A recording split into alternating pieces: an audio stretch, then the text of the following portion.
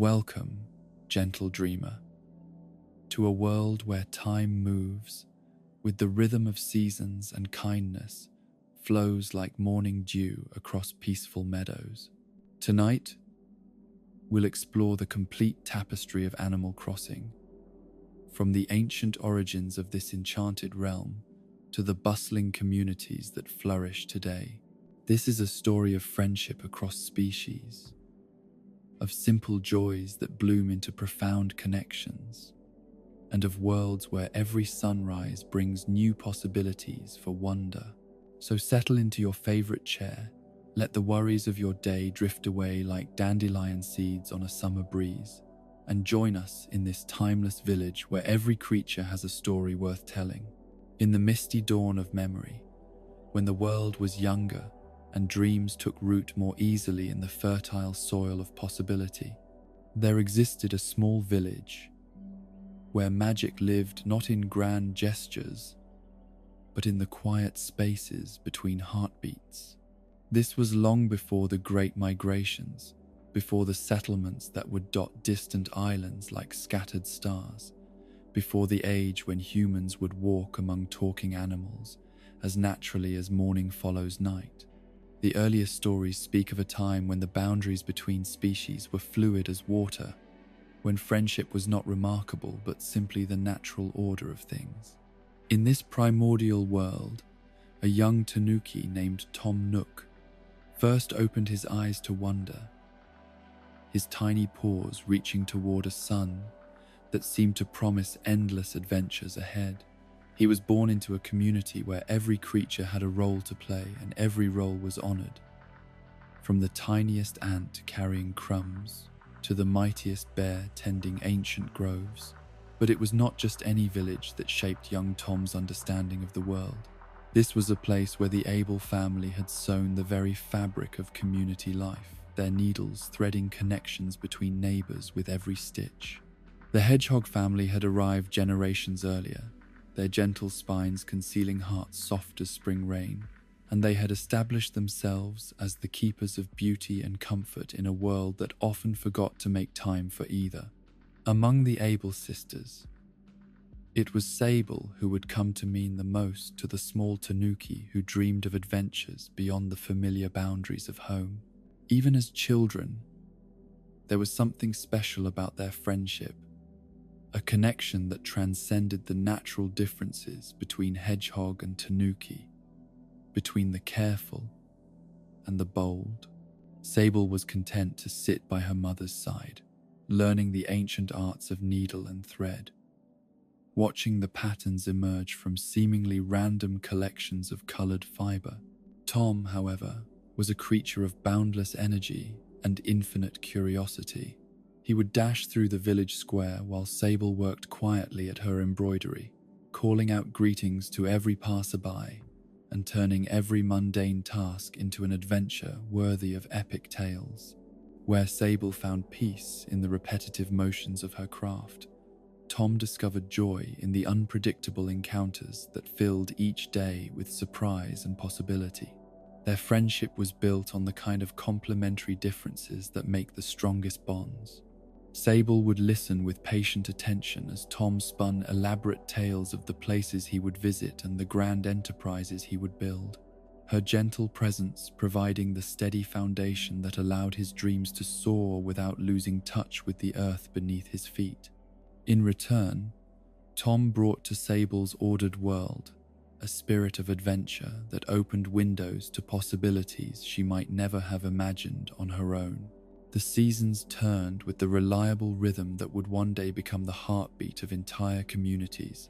and with each passing year, the friendship between the young tanuki and the hedgehog deepened into something that seemed as permanent as the ancient oak trees that sheltered their village. They were inseparable companions who balanced each other's natures with the natural harmony of melody and rhythm, each making the other more complete than either could have been alone. But even in this idyllic world where friendship seemed as reliable as sunrise, the seeds of change were already being planted by forces larger than any individual village could contain. Beyond the familiar boundaries of home, great cities were rising from the efforts of countless creatures, working toward dreams of prosperity and progress. These urban centers called to ambitious souls with promises of opportunities that small village life could never provide, whispering seductive tales of fortunes to be made and reputations to be built. Tom began to hear these whispers carried on winds that seemed to blow from impossible distances, bringing with them the sense of unknown places and the sounds of enterprises that dwarfed anything his modest village had ever attempted. The stories spoke of markets where goods from across the world changed hands in transactions that involved more bells than most villagers would see in a lifetime, of innovations that transformed the very nature of commerce and community. As Tom grew from a playful kid into a young adult tanuki, with the first shadows of real responsibility falling across his path, these distant dreams began to exert a pull that grew stronger with each passing day. He would stand at the edge of the village in the evening light, staring toward horizons that promised adventures his comfortable home could never provide, feeling the tension between contentment and ambition that defines every soul destined for something larger than their origins. Sable, with the wisdom that comes from deep roots and patient observation,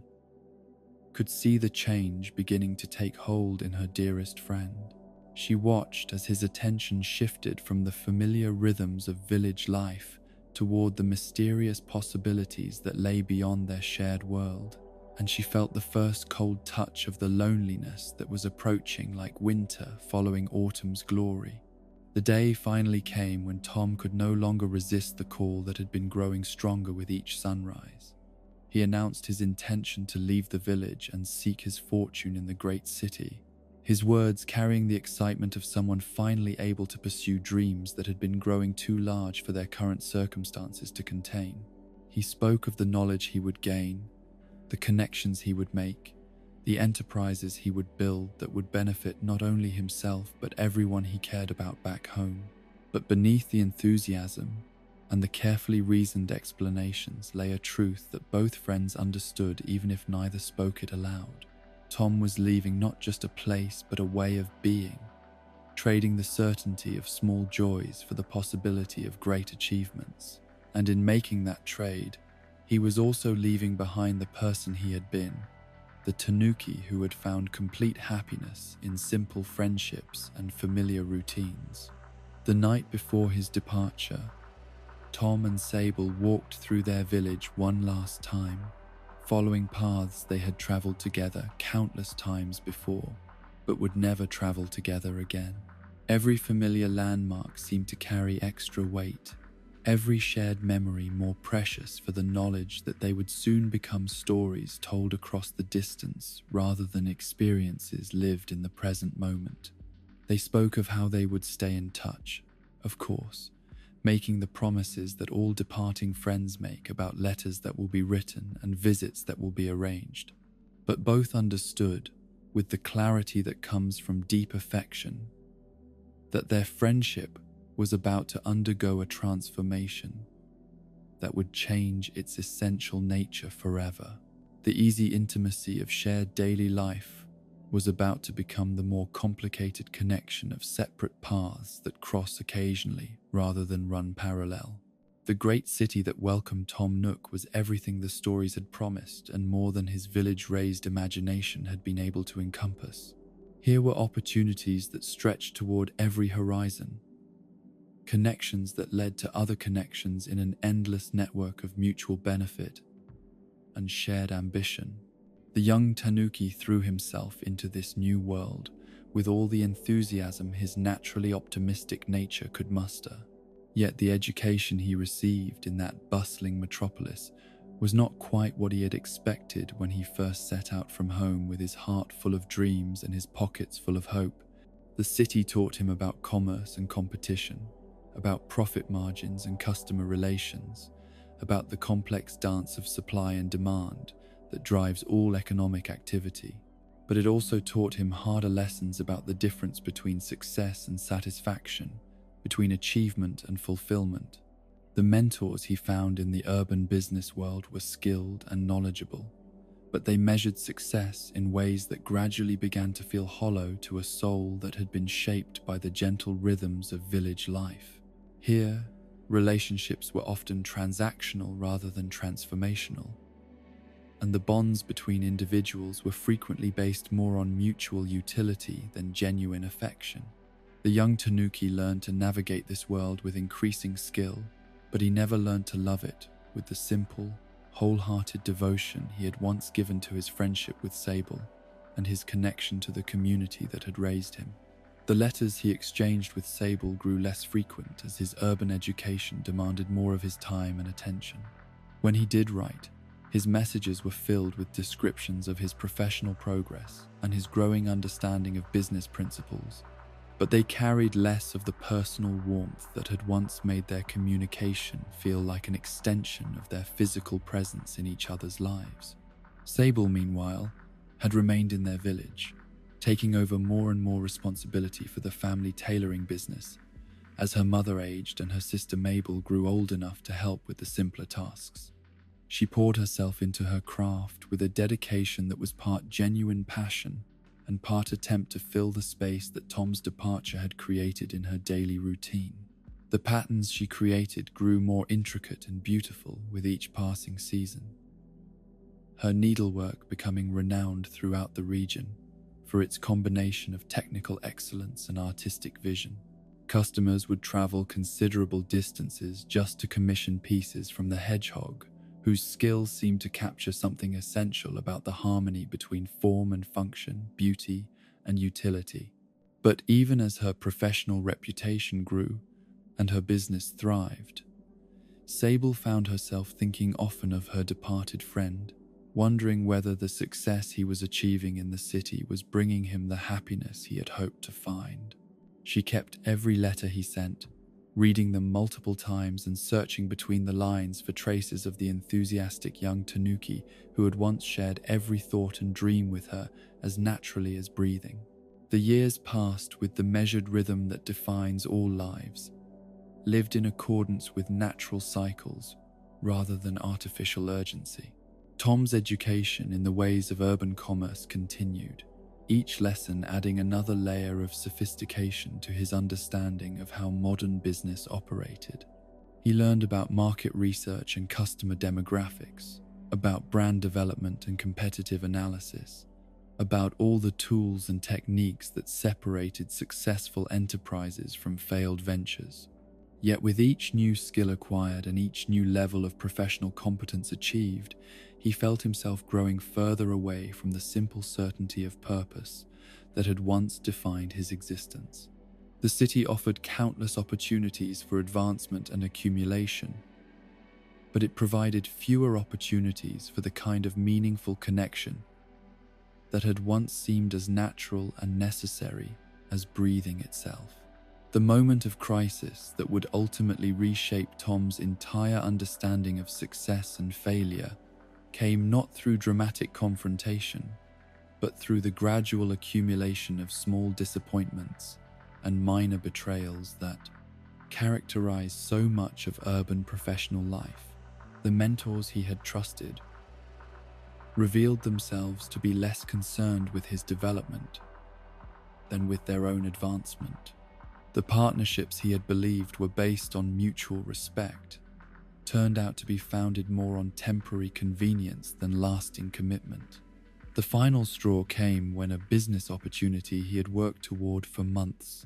an enterprise that seemed to promise both financial success and personal satisfaction, was suddenly claimed by others who had been positioning themselves to take credit for his efforts while contributing little of value to the actual work. The experience left him not just professionally disappointed,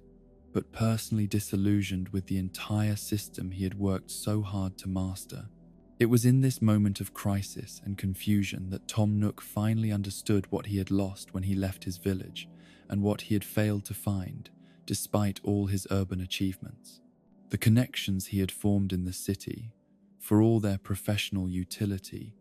lacked the depth and authenticity that had characterized his childhood friendship with Sable. The success he had achieved, for all its external recognition, failed to provide the sense of purpose and belonging that had once seemed as natural as sunrise. The decision to return home was not easy, for it meant acknowledging that his grand adventure had not delivered the transformation he had expected. But it also represented a different kind of courage than the one that had originally carried him away from familiar shores. This was the bravery required to admit error, to change course, to value connection over conquest,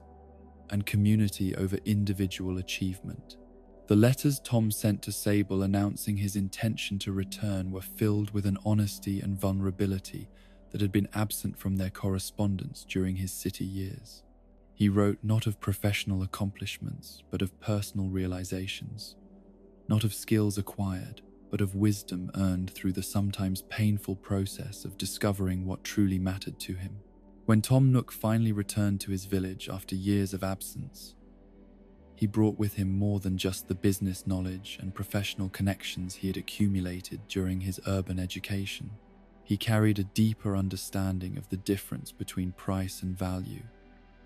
between success that could be measured in bells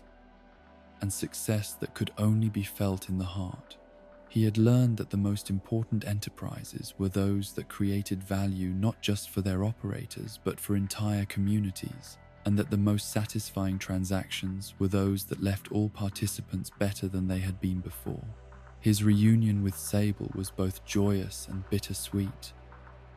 filled with the happiness of renewed connection and the melancholy awareness of time that could not be recovered. They had both grown and changed during their separation, their personalities shaped by different experiences and different challenges. Yet beneath these surface transformations lay the deeper foundation of their original friendship, still strong enough to support new forms of connection built on mutual respect and shared history. Tom's first business venture upon returning home was modest in scale but revolutionary in philosophy. Rather than trying to maximize profit through competitive pricing or aggressive marketing, he focused on creating genuine value for his community while building the kind of relationships that could sustain both personal happiness and professional success over the long term. His approach to commerce was informed by everything he had learned during his urban years, but guided by the principles of mutual benefit and community care that his village upbringing had taught him to value above all else. The small shop he established became more than just a place where goods changed hands for currency. It became a gathering place where neighbors could share news and stories, where newcomers could find not just supplies but advice and friendship, where the simple act of conducting business became an opportunity to strengthen the social bonds that held the community together. This philosophy of commerce as community building would eventually become the foundation for everything Tom Nook would create in the years and decades to come. Every expansion of his business, every new service he offered, every interaction with customers would be guided by the understanding that true success could only be measured by its contribution to the welfare of the entire community rather than just the individual entrepreneur. As seasons turned and years accumulated, like rings in the ancient oak trees that sheltered his village, Tom's approach to business began to attract attention from creatures throughout the region and eventually beyond. His was not the loudest voice in the marketplace or the most aggressive competitor for customer attention, but he had discovered something that proved more valuable than either loudness or aggression: the ability to create spaces where others could flourish according to their own dreams and desires. The foundation had been laid for everything that would follow, from the first tentative expansions of his retail operation to the grand community development projects that would eventually reshape entire regions. But more than that, the philosophical framework had been established that would guide every subsequent venture. The understanding that the greatest businesses are those that serve not just their owners but their entire communities, and that the most lasting success comes not from domination but from cultivation of the conditions that allow all participants to thrive. In the gentle transition between seasons, when one chapter of existence closes and another opens like a flower greeting the morning sun, there came to Tom Nook's modest village a visitor unlike any the community had ever welcomed before. This newcomer was neither fox nor rabbit, neither cat nor dog, but something altogether different, a human being, walking upright on two legs and carrying possessions that spoke of journeys undertaken across distances that few of the village residents had ever contemplated traveling themselves. The arrival of this first human resident marked the beginning of a transformation that would ripple outward through the community like stones dropped into still water, creating patterns of change that would eventually reshape not only the physical landscape but the very nature of what it meant to belong to a place and call it home. Yet, in that initial moment of meeting, none of the established residents could have foreseen the profound shifts that were about to unfold in their carefully ordered world. Tom Nook, whose experiences in the great city had taught him to recognize opportunity dressed in unfamiliar clothing, immediately understood that this human's arrival represented something far more significant than a simple change in the village demographics. Here was someone who carried within themselves the potential to bridge different ways of being in the world, to serve as a living connection between the established rhythms of animal community life and possibilities that had never before been explored. The human's needs were both simpler and more complex than those of the village's traditional residents. They required shelter, of course, but their understanding of what constituted appropriate housing differed significantly from the cozy burrows and tree hollows that satisfied their animal neighbors. They needed to participate in the economic life of the community, but their approach to work and commerce carried echoes of the broader world from which they had come. Tom's response to these unique needs became the foundation for what would eventually evolve into his legendary reputation as a facilitator of dreams and a creator of opportunities for others to flourish. Rather than expecting the human newcomer to adapt completely to existing systems, he began developing new approaches that could accommodate different ways of living while strengthening, rather than disrupting, the community bonds that made village life so precious. The house that Tom arranged for the human resident was modest by the standards of the great cities, but it represented something revolutionary in the context of village life. Here was a dwelling designed not just to provide shelter, but to serve as a canvas for personal expression, a space that could grow and change according to its inhabitants' evolving needs and desires. The financing arrangement Tom devised was equally innovative, creating a system where debt became not a burden to be feared, but an investment in mutual prosperity. This approach to housing and community development revealed the genius of Tom's transformation from ambitious city dweller to village entrepreneur. He had learned in the urban marketplace that the most successful businesses were those that created value for all participants, but he applied this knowledge in ways that honored the gentler rhythms and deeper relationships that characterized rural life. The human resident was not merely a customer to be served, but a community member to be welcomed, supported, and integrated into the social fabric that gave the village its meaning. The integration process was not without its challenges, for humans and animals had different approaches to communication, different schedules of activity, and different assumptions about the proper balance between individual achievement and community participation. Yet these differences, rather than creating division, became sources of mutual enrichment as each group learned from the other's perspectives and approaches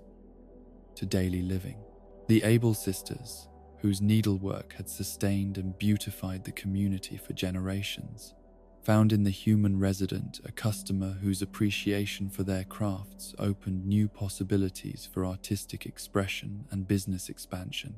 The clothing needs of a human were different from those of hedgehogs or cats, requiring new patterns and new techniques that challenged Sable's skills in ways that ultimately made her work more sophisticated and more widely applicable. Sable herself had undergone her own transformation during Tom's absence and return. The shy young hedgehog who had once shared every thought with her tanuki friend had evolved into a master craftswoman, whose dedication to her art had created a reputation that extended far beyond the village boundaries. Yet she had also learned to protect her heart behind layers of professional focus and personal reserve, having discovered that the pain of losing someone important could be managed by not allowing anyone to become quite so important again. Her relationship with Tom, upon his return, was complicated by this protective distance, a space created not by anger or resentment, but by the wisdom of someone who had learned to distinguish between the connections that sustain and those that drain. She was genuinely happy for his success in creating something meaningful from his urban experiences, but she was also careful to maintain boundaries that would prevent her from again investing so much of her emotional well-being in someone else's choices and movements. The human resident, observing these dynamics with the fresh perspective that outsiders sometimes bring to established relationships, began to serve as an inadvertent catalyst for renewed connection between old friends. Their questions about the village's history and their genuine interest in understanding the bonds that held the community together created opportunities for Tom and Sable to share stories they had not spoken aloud in years, memories that carried both sweetness and sadness, but ultimately confirmed the enduring foundation of their friendship. The village's daily rhythms adapted to accommodate the humans' different schedule and needs, but in ways that enriched rather than disrupted the established patterns of community life. Morning conversations between neighbors now included updates on the humans' progress in learning animal customs and adapting to rural rhythms, while evening gatherings carried news of the small innovations and improvements that their unique perspective had suggested for familiar problems. One of the most significant changes brought by the humans' presence was a renewed focus on the physical beauty and functional efficiency of the village's common spaces. What had been taken for granted by residents who had grown up with certain arrangements now became subjects of conscious consideration and deliberate improvement. Flowers were planted with more attention to color coordination and seasonal succession. Pathways were maintained with greater care for both utility and aesthetics, and gathering places were enhanced to better serve their social functions. The humans' natural inclination to collect and categorize things that caught their interest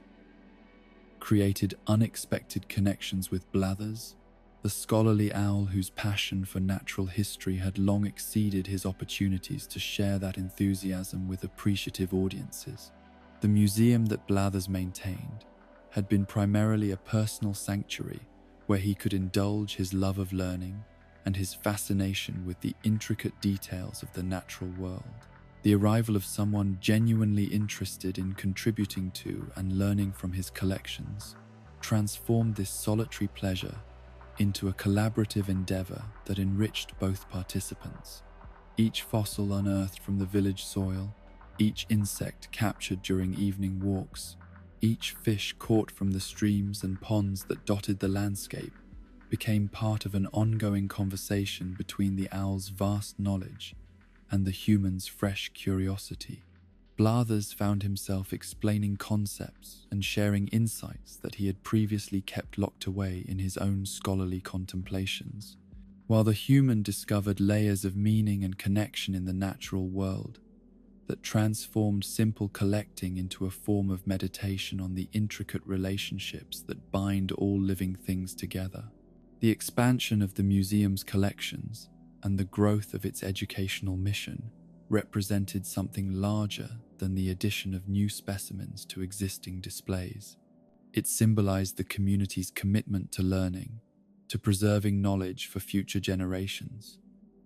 and to finding wonder in the ordinary miracles that surrounded them every day. Each new addition to the museum became a shared achievement that strengthened the bonds between all residents while contributing to a legacy that would outlast any individual lifetime. K.K. Slider's weekly appearances in the village took on new significance with the human residents' arrival, for here was someone whose musical background and cultural experiences brought different rhythms and melodies to the performances that had become central to community social life.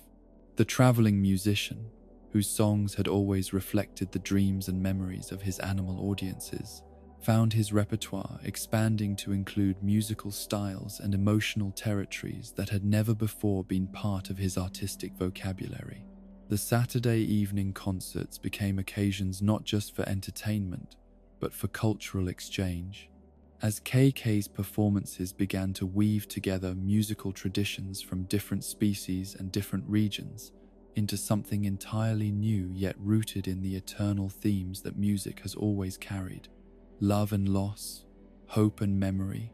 the joy of connection, and the bittersweetness of time's passage. The human resident's requests introduced the musician to songs that spoke of experiences unknown to his traditional audiences, while the animal residents shared musical memories that carried the newcomer deeper into understanding of the community they were joining. The mystery of the gyroids that occasionally emerged from the earth after rainstorms became a subject of shared fascination between the human resident and various village scholars who had long wondered about these peculiar clay figures with their haunting musical voices. Unlike the fossils that spoke of ancient life forms or the artifacts that revealed details about historical civilizations, the gyroids seemed to exist in a category entirely their own, neither fully natural nor completely artificial, neither clearly ancient nor obviously recent. The human's systematic approach to collecting and categorizing these enigmatic objects brought new rigor to the study of their patterns and variations, while their willingness to display gyroids prominently in their home demonstrated an appreciation for their aesthetic and musical qualities that encouraged other residents to reconsider their own relationships with these mysterious artifacts. What had once been curiosities to be noted and then forgotten became treasured objects whose presence in homes and gardens added layers of meaning and beauty to everyday life. The seasonal celebrations that had always marked the passage of time in the village took on enhanced significance with the addition of someone whose cultural background brought different traditions and different ways of honoring the Pays, natural cycles that governed agricultural life. The human residents' participation in established festivals added new elements to familiar rituals, while their sharing of traditions from their own background created opportunities for the community to explore different approaches to marking important transitions and milestones. The harvest festival became more elaborate as the humans' cooking knowledge combined with traditional animal recipes to create feasts that satisfied a broader range of tastes and dietary preferences. The bug-off competition gained new excitement as the humans' collecting strategies introduced novel approaches to the ancient art of insect hunting. The fishing tourney evolved into an event that celebrated not just competitive skill but the meditative pleasure of patient waiting and the deep satisfaction of understanding the rhythms of aquatic life. Each celebration became an opportunity for cultural exchange and mutual learning, as different approaches to joy and commemoration were shared, compared, and synthesized into new traditions that honored both established customs and innovative possibilities. The human resident learned to appreciate the subtle pleasures that their animal neighbors had always treasured,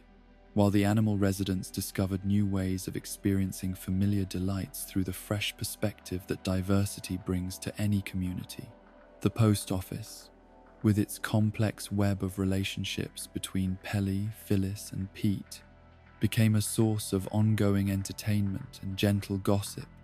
as the human resident gradually learned to decode the romantic tensions and professional rivalries that shaped the overnight mail service. The letters that arrived for the human carried news from the broader world beyond the village boundaries, while the correspondence they sent out carried descriptions of rural life to friends and family who had never experienced the particular pleasures of animal community living. This flow of communication between the village and the outside world created new connections and possibilities without disrupting the essential character of local life. The human served as a bridge between different realms of experience, sharing the wisdom they gained from village life with correspondents who lived in very different circumstances, while bringing insights from their broader network of relationships to enrich the understanding and perspective of their animal neighbors. Tom Nook's role in facilitating all these developments revealed the full flowering of his transformation from ambitious individual entrepreneur to community-minded facilitator of others' dreams and aspirations. The shop he had established upon his return from the city evolved from a simple retail establishment into something approaching a community resource center, where residents could find not just goods and services but advice, encouragement, and practical support for their own projects and ambitions. The expansion of Tom's business operations was guided throughout by the principles he had learned through his own journey of departure and return, that true success could only be measured by its contribution to the welfare of the entire community, and that the most satisfying transactions were those that left all participants better than they had been before. Each new service he offered, each additional product line he introduced, each innovation in customer relations was evaluated not just for its potential profitability, but for its impact on the social fabric that made village life so precious.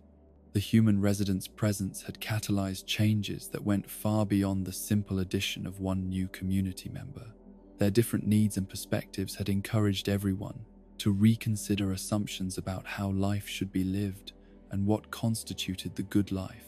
The accommodations made for their unique circumstances had created new possibilities for all residents,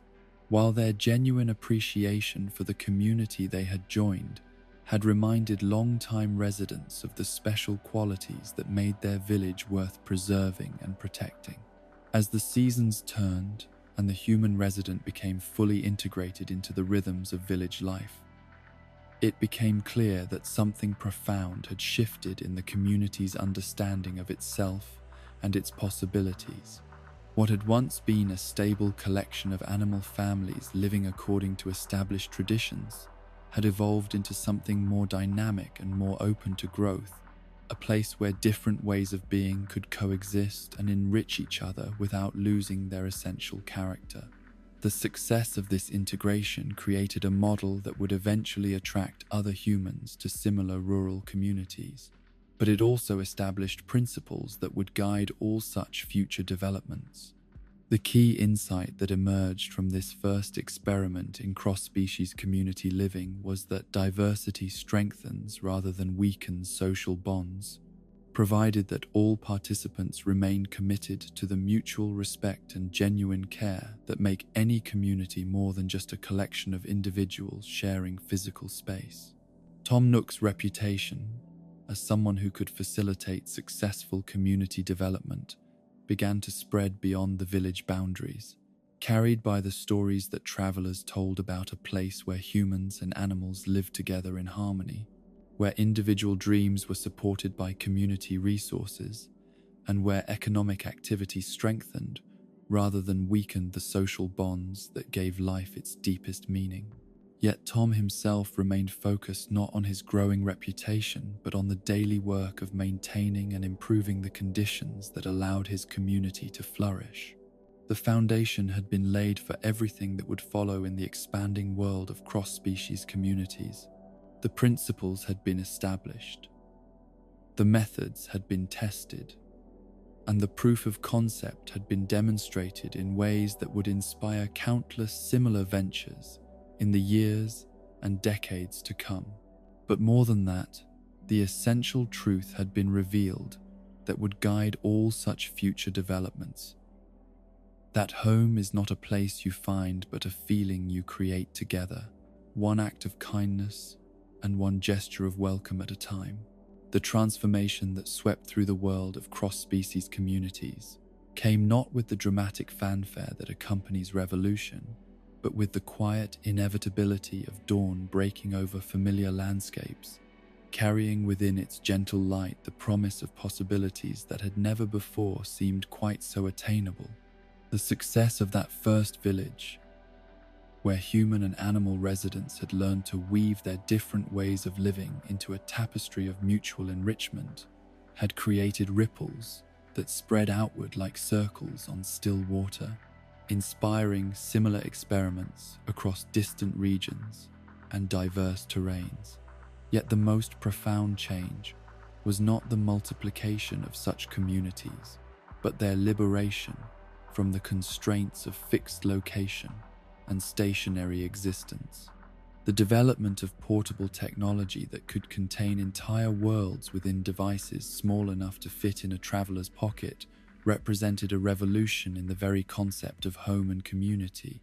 transforming settlement from something that required permanent commitment to particular geography into something that could accompany its inhabitants wherever their journeys might lead them. Tom Nook, whose entrepreneurial vision had been shaped by his understanding that the most successful enterprises were those that served entire communities rather than merely their operators,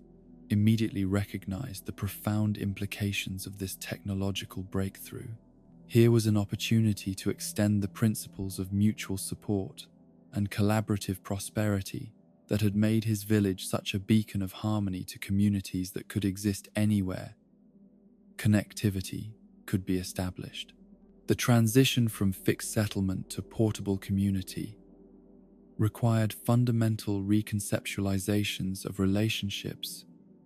that had seemed as permanent as mountains and as stable as ancient oak trees.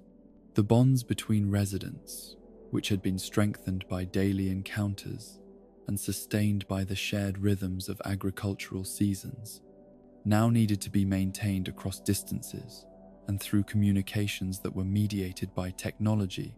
rather than shaped by physical presence. Yet rather than weakening these connections, the new mobility seemed to intensify them in unexpected ways. Residents who might have taken each other's presence for granted when meeting was as simple as stepping outside their front doors, now invested their technological encounters with deliberate attention and conscious appreciation. Messages that might never have been spoken aloud in the casual flow of village life became carefully composed communications that carried deeper meaning, precisely because they required intentional effort to create and share. Tom's approach to facilitating these portable communities drew upon everything he had learned about the delicate balance between individual autonomy and collective responsibility that made any community more than just a collection of separate households sharing common geography. The economic systems he developed had to accommodate residents whose physical locations might be separated by vast distances while maintaining the sense of mutual interdependence that gave commercial transactions their deeper social significance. The infrastructure he created was both more complex and more elegant than anything that had been required for stationary villages. Residents needed access not just to goods and services, but to the social connections that gave those transactions their meaning within the larger context of community life. The challenge was to preserve the intimacy and authenticity of relationships that had flourished in face-to-face encounters while extending them through technological mediation that could easily become cold and impersonal without careful attention to the human elements that made communication meaningful. The solution Tom developed represented a synthesis of urban sophistication and rural values that drew upon his experiences in both environments while transcending the limitations of either. The portable communities he facilitated maintained all the warmth and mutual support that had characterized village life, while embracing the broader connections and expanded opportunities that technology could provide when it was implemented with wisdom and restraint. One of the most significant innovations in these portable communities was the development of gathering places that existed purely in digital space, but functioned with all the social significance of traditional village squares or market centers. The coffee shop that emerged as the heart of community life in many of these settlements represented something entirely new in the history of social organization, a space that had no fixed physical location, but provided all the functions that such spaces had always served in human and animal societies. Brewster, the quietly philosophical pigeon whose dedication to the art of coffee preparation had made him legendary among connoisseurs of caffeinated beverages, found in this new form of community life an opportunity to extend his influence far beyond the physical limitations that had previously constrained his establishment. His coffee shop existed wherever his customers could connect to the network that linked the portable communities, but it maintained all the intimacy and personal attention that had made his stationary establishment such a cherished gathering place. The art of coffee preparation, as Brewster practiced it, was never merely about the technical aspects of grinding beans and regulating water temperature and timing extraction processes. It was about creating moments of pause and reflection in lives that often move too quickly to appreciate their own richness, about providing excuses for conversations that might not otherwise occur, about establishing rhythms of routine that could anchor floating communities to something stable and predictable. Each cup of coffee Brewster prepared became a small meditation on the relationship between craft and care, between technical excellence and emotional nourishment. His customers learned to appreciate not just the flavor and aroma of perfectly prepared beverages, but the deeper satisfaction that comes from witnessing mastery applied with genuine devotion to the welfare of others. The coffee shop became a sanctuary where the pace of life naturally slowed to accommodate the unhurried rhythms of conversation and contemplation. The portable nature of these communities created opportunities for connections that would have been impossible in stationary settlements. Residents whose physical locations placed them in different time zones or even different seasons could still share the experience of gathering in Brewster's digital establishment, their conversations bridging not just geographical distances but temporal differences as well. Someone experiencing autumn in one hemisphere could share that seasonal perspective with someone enjoying spring in another, creating exchanges that enriched everyone's understanding of the natural cycles that continued to govern life even in these technologically mediated communities. Gracie, the fashionable giraffe whose aesthetic sensibilities had always been ahead of her time, discovered in the portable communities a clientele whose appreciation for style and beauty could support levels of sophistication that would have been economically unfeasible in smaller stationary settlements. Her fashion empire, which had begun as a single boutique serving a limited geographical area, evolved into an interconnected network of establishments that could offer personalized service to customers regardless of their physical location. The nature of luxury itself underwent redefinition in these portable communities. Where exclusivity had once been based on scarcity of access or limitation of supply, it now focused on the quality of experience and the depth of personal attention that could be provided to each individual customer. Gracie's success came not from selling the most expensive items to the wealthiest customers, but from understanding each client's unique style preferences and helping them express their individual personalities through carefully chosen clothing and accessories. The expansion of fashion options available to residents of portable communities reflected broader changes in how identity and self-expression functioned in societies where physical presence was mediated by technology. Clothing choices that might never have been observed by others in traditional settings now became important forms of communication, ways of signaling personality and mood and aesthetic preferences to community members, who might have no other visual cues to guide their understanding of each individual's character and inclinations. The introduction of connectivity between different communities created social dynamics that had never before been possible in the history of settlement and migration. Residents who had established themselves in one portable community could visit others temporarily, experiencing different approaches to community organization and different solutions to the challenges of maintaining social cohesion across technological mediation. These visits became opportunities for cultural exchange that enriched all participating communities while strengthening the broader network of connections that linked them together. The protocols that developed for inter-community visiting reflected the same principles of mutual respect and reciprocal hospitality that had always governed interactions between travelers and hosts, but they required adaptation to circumstances where the traditional markers of social status and community standing might not be immediately apparent. Visitors had to learn to present themselves in ways that conveyed their good intentions and their commitment to respecting local customs, while hosts had to develop methods for evaluating the character and reliability of guests they might never meet in physical space.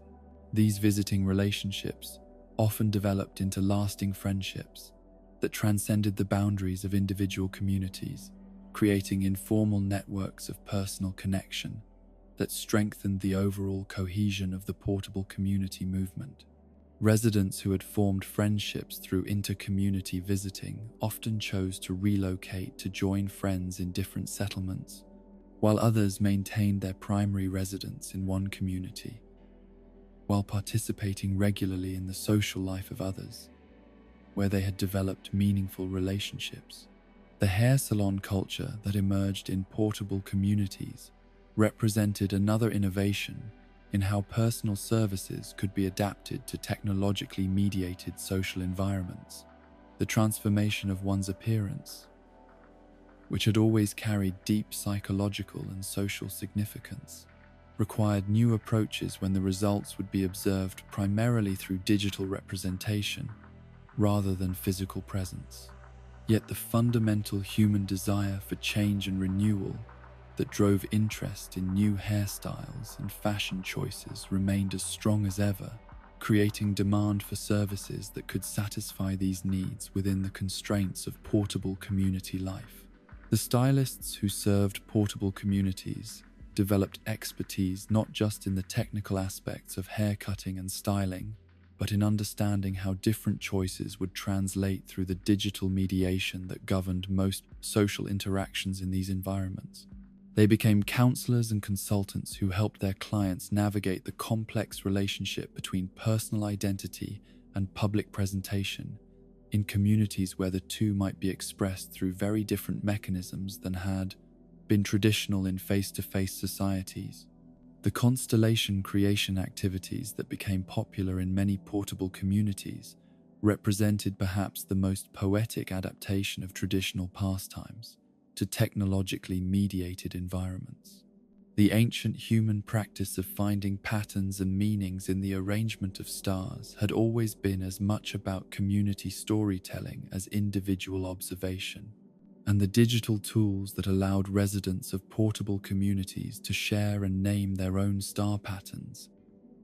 created new opportunities for collaborative creativity that honored this timeless tradition while extending it in unprecedented directions.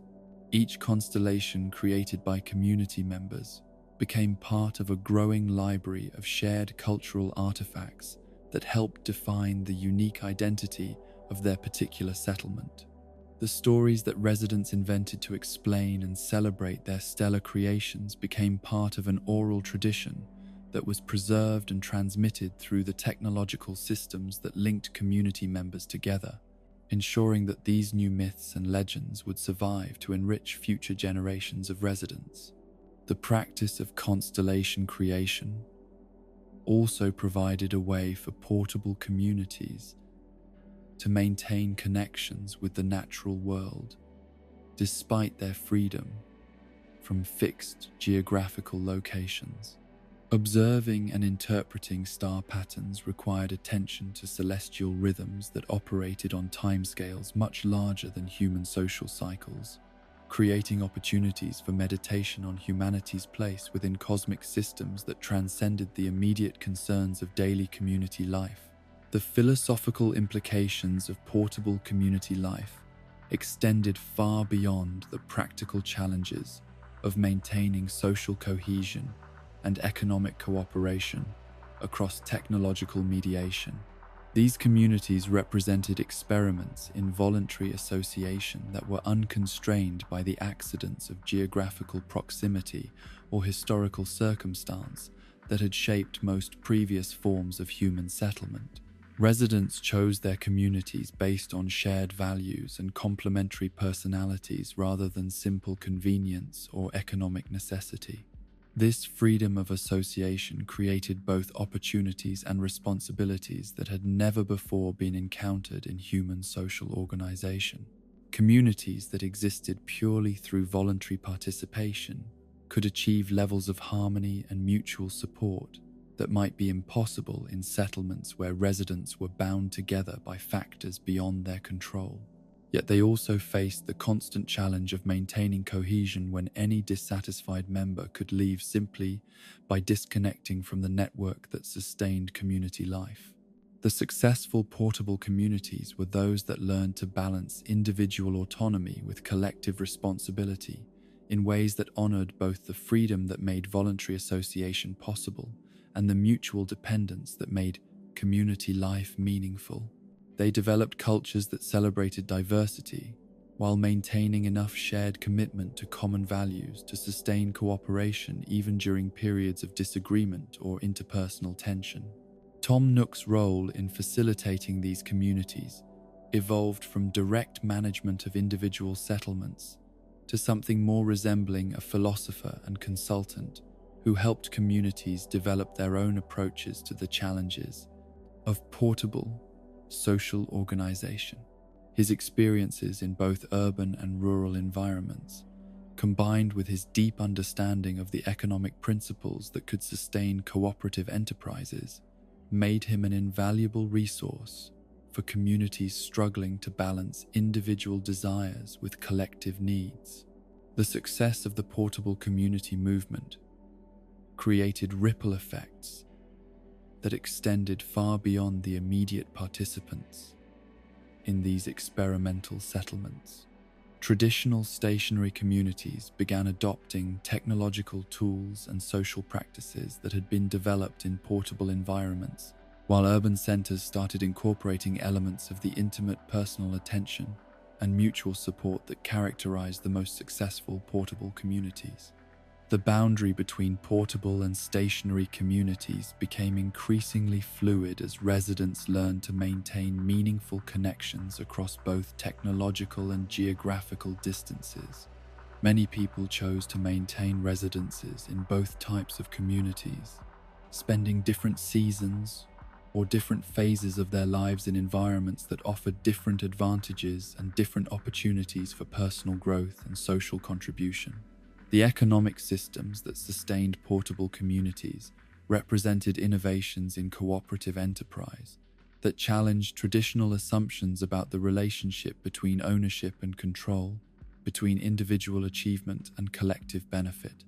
These communities developed methods for sharing resources and distributing benefits that ensured all members could participate fully in community life, regardless of their individual economic circumstances, while still providing incentives for personal contribution and innovation. The wisdom that emerged from the portable community movement would eventually influence social organization far beyond the specific technological platforms that had made these experiments possible. The principles of voluntary association, mutual support, and cooperative enterprise that were refined in portable communities provided models that could be adapted to many different social and economic contexts, offering alternatives to traditional forms of organization that might be more rigid or less responsive to individual needs and preferences.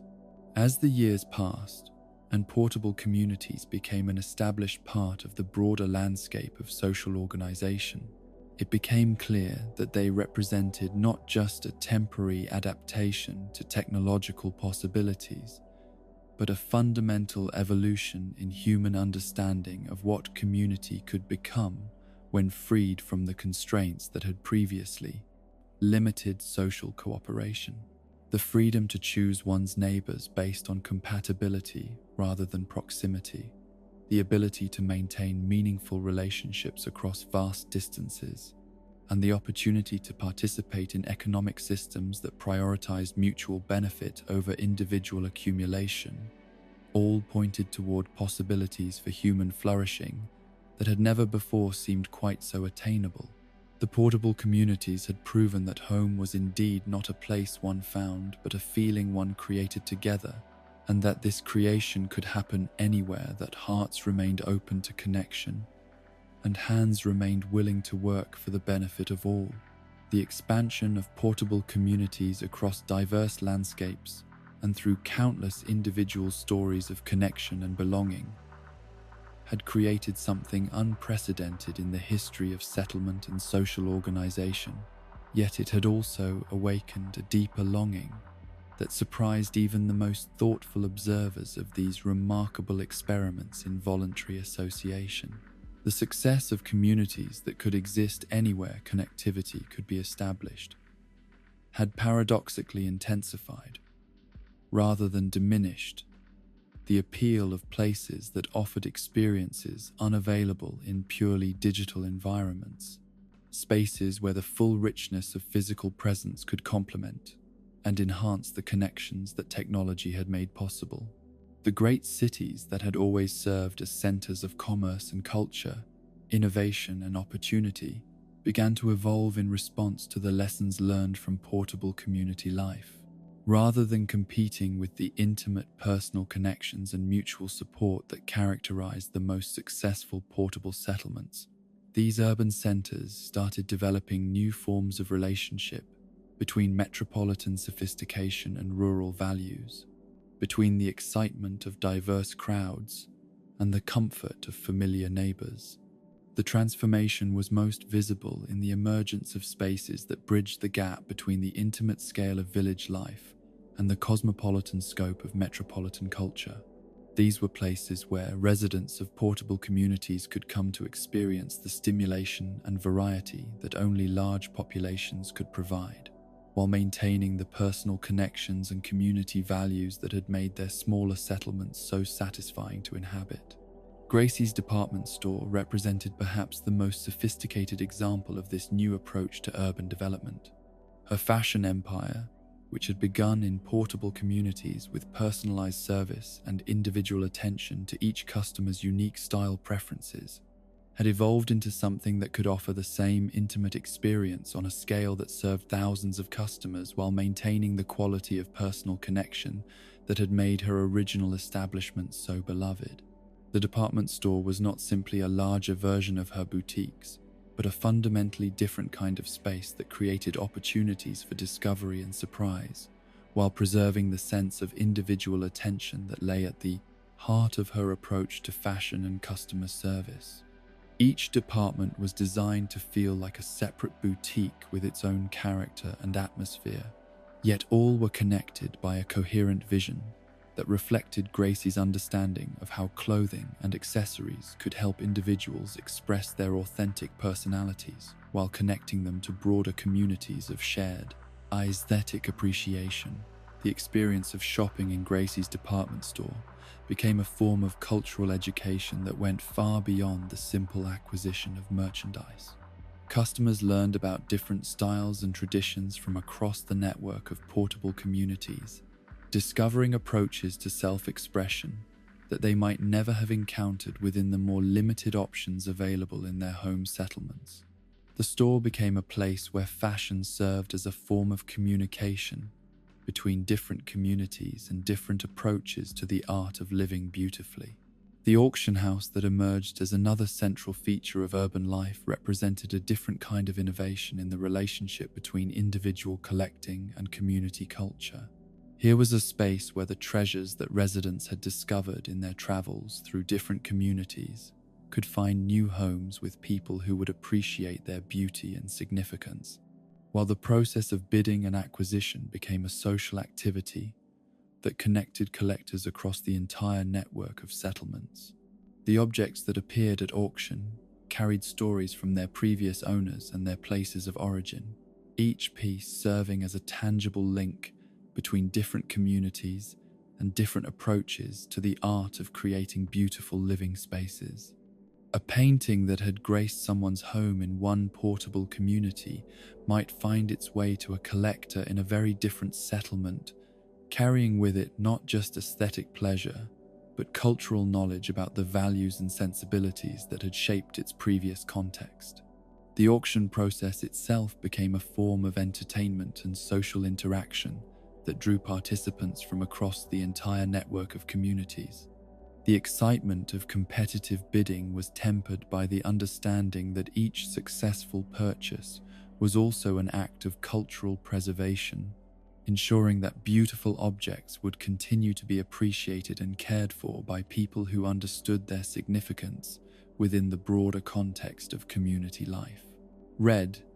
the entrepreneurial fox whose relationship with authenticity had always been complicated by his understanding of how desire and imagination could transform the meaning of objects regardless of their technical provenance,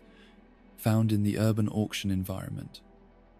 new opportunities to explore the boundaries between genuine and reproduction, between historical accuracy and emotional truth. His expertise in art and antiques became less about deceiving customers and more about helping them understand the complex relationships between value and meaning that made collecting such a rich form of cultural participation. The knowledge that some objects might not be exactly what they appeared to be added layers of intrigue and philosophy to the collecting experience without diminishing the genuine pleasure that beautiful things could provide to people who appreciated them. Red's reputation as someone whose offerings required careful evaluation became part of his charm rather than a source of concern, as customers learned to appreciate the intellectual challenge of distinguishing authentic pieces from clever reproductions, while recognizing that both could provide legitimate aesthetic satisfaction. Kix, the quiet skunk whose dedication to shoe craftsmanship had made him a respected artisan among communities that valued quality workmanship and attention to detail, discovered in the urban environment opportunities to expand his offerings while maintaining the personal relationships with customers that had always been central to his approach to business. His shoe store became a place where function and fashion merged in products that were designed to serve the specific needs of individuals whose lifestyles might involve everything from quiet contemplation in garden settings to energetic participation in community festivals. The craftsmanship tradition that Kix represented was about more than the technical skills required to create durable and comfortable footwear. It was about understanding that the objects people used in their daily lives became extensions of their personalities and expressions of their values, and that truly excellent craftsmanship involved attention not just to functional requirements but to the emotional and aesthetic dimensions that made possessions meaningful rather than merely useful. Each pair of shoes that Kix created was designed with careful attention to the individual customer's lifestyle, preferences, and the particular environments where the footwear would be worn. The relationship between craftsman and customer became a collaboration that resulted in products that were perfectly suited to their intended purposes, while also serving as expressions of personal style that reflected both the wearer's personality and the artisan's commitment to excellence. The theatre district that developed around Dr.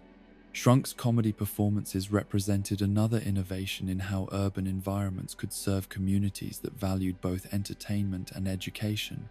both individual expression and collective experience. The comedy that Dr. Shrunk performed was never merely about generating laughter, but about creating moments of shared recognition and mutual understanding that strengthened the bonds between diverse audiences drawn from many different communities. The jokes and routines that filled Dr. Shrunk's performances drew upon the common experiences and universal concerns that connected residents of different portable communities, finding humor in the challenges and contradictions that characterized life in technologically mediated societies, while celebrating the creativity and resilience that people displayed in adapting to new forms of social organization. The theater became a place where the sometimes artificial boundaries between different communities could dissolve in the shared experience of laughter and recognition, where people who might never meet in any other context could discover their common humanity through the universal language of comedy that transcended the particular circumstances of individual settlements or personal histories. The educational dimension of Dr. Schrunk's work extended beyond entertainment to include workshops and classes where community members could learn to develop their own comedic skills and create their own opportunities for bringing joy and laughter to their home. Settlements. The theatre became not just a place to consume entertainment, but a resource for developing the kinds of social skills and cultural knowledge that made community life richer and more satisfying for all participants. The relationship between the urban centre and the network of portable communities that it served was carefully designed to enhance, rather than compete with the intimate connections and mutual support that made smaller settlements so appealing. The city offered experiences and opportunities that required the scale and diversity that only large populations could provide, while the portable communities offered the personal attention and individual recognition that were often difficult to maintain in metropolitan environments. This complementary relationship meant that residents of portable communities could enjoy the best aspects of both intimate village life and cosmopolitan urban culture without having to choose permanently between them. They could spend most of their time in communities where everyone knew their names and their personal interests, while occasionally visiting urban centers where they could experience the excitement of anonymity and the stimulation of encountering ideas and approaches that were completely unfamiliar. The transportation systems that connected portable communities to urban centers were designed with careful attention to preserving the transition between different modes of social interaction. The journey from intimate community life to metropolitan experience became a period of psychological preparation that allowed travelers to adjust their expectations and social strategies to match the different environment they were entering, while the return journey provided time for reflection and integration of new experiences into existing understanding. The economic relationships between urban centers and portable communities represented innovations in cooperative enterprise that challenged traditional assumptions about competition and mutual benefit. Rather than viewing the success of one type of community as necessarily diminishing the prospects of others, the entire network was designed around principles of mutual enhancement, where the prosperity of each element contributed to the success of all others. Urban centers provided specialized services and cultural experiences that would have been economically unfeasible in smaller communities, while portable settlements offered testing grounds for innovations and intimate environments where new approaches to social organization could be refined before being adapted to larger scales. The flow of people, ideas, and resources between different types of communities created opportunities for cross-pollination that enriched all participants while maintaining the distinct advantages that each form of organization provided. The philosophical implications of this urban-rural network extended far beyond questions of community organization to touch on fundamental issues about the relationship between individual fulfillment and social responsibility, between personal freedom and collective welfare. The system demonstrated that people could enjoy high degrees of individual choice about their living situations and social environments without sacrificing the mutual support and shared purpose that made community life meaningful. The balance between progress and tradition that characterized the most successful urban centers reflected lessons learned from the portable community movement about the importance of preserving human-scale relationships, even within larger organizational structures. Innovation and change were embraced not as ends in themselves, but as means for creating better opportunities for human flourishing. While traditional values and practices were maintained not out of simple conservatism, but because of their proven ability to support the kinds of relationships and experiences that people found most satisfying.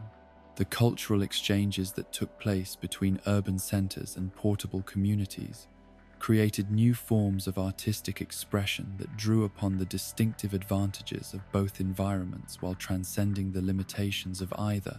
Musicians who had developed their skills in the intimate settings of portable community concerts could perform for larger audiences in urban venues, while artists who had access to metropolitan resources and diverse audiences could share their work with smaller communities where individual appreciation and personal connection added different dimensions to the aesthetic experience. These cultural exchanges also facilitated the development of new traditions and celebrations that honored both innovation and continuity,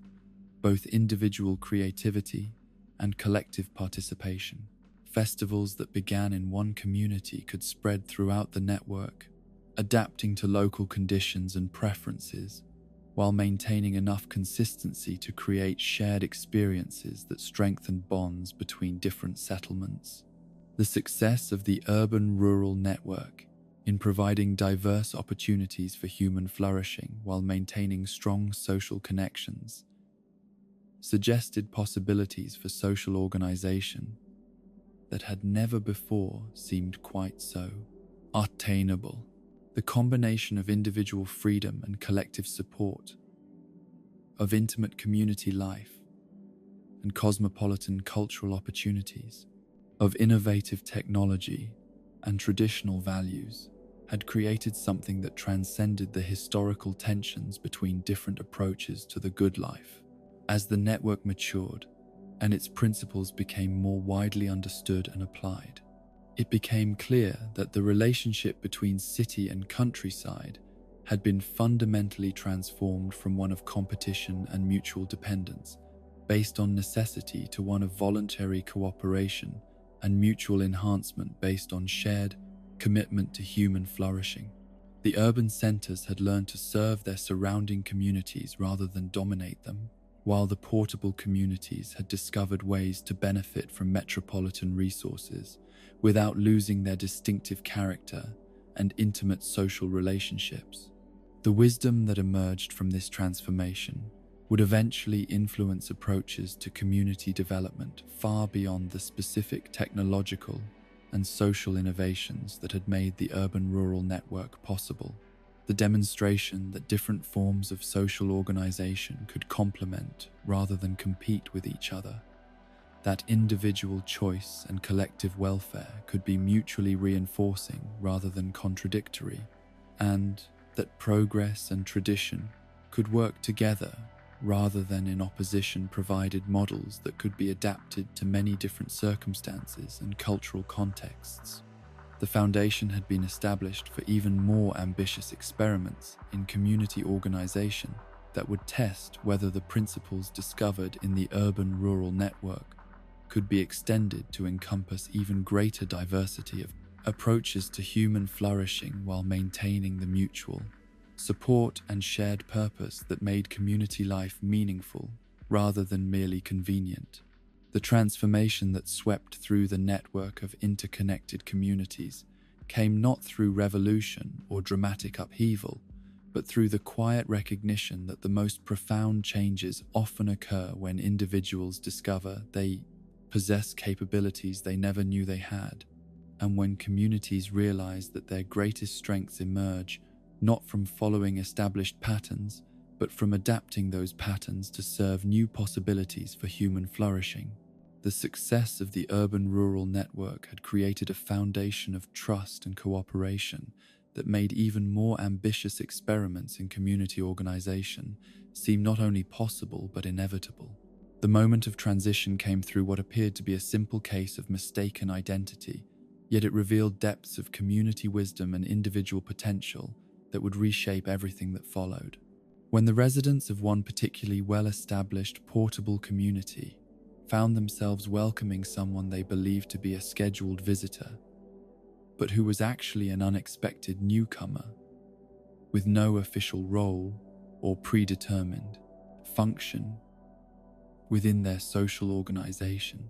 they inadvertently created an opportunity to explore questions about leadership and responsibility that had been implicit in community life but never directly examined. The mistake became apparent only after the newcomer had been ceremonially invested with the authority and responsibility of community leadership, a role that had previously been filled by elected officials or appointed administrators who came to their positions with established credentials and clearly defined mandates.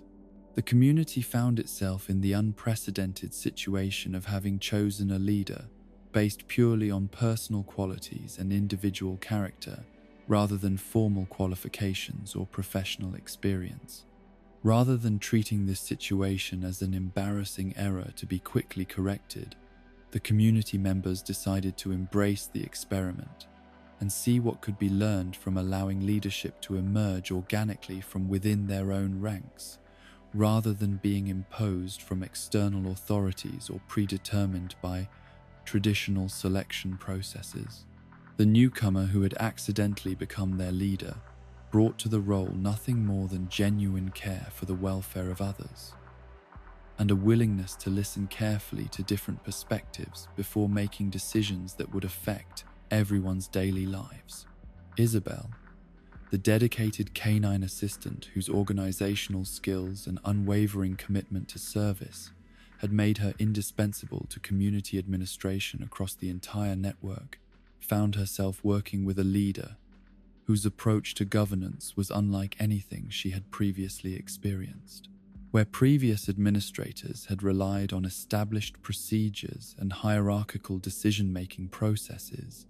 this accidental mayor seemed more interested in creating opportunities for community members to identify their own priorities and develop their own solutions to shared challenges.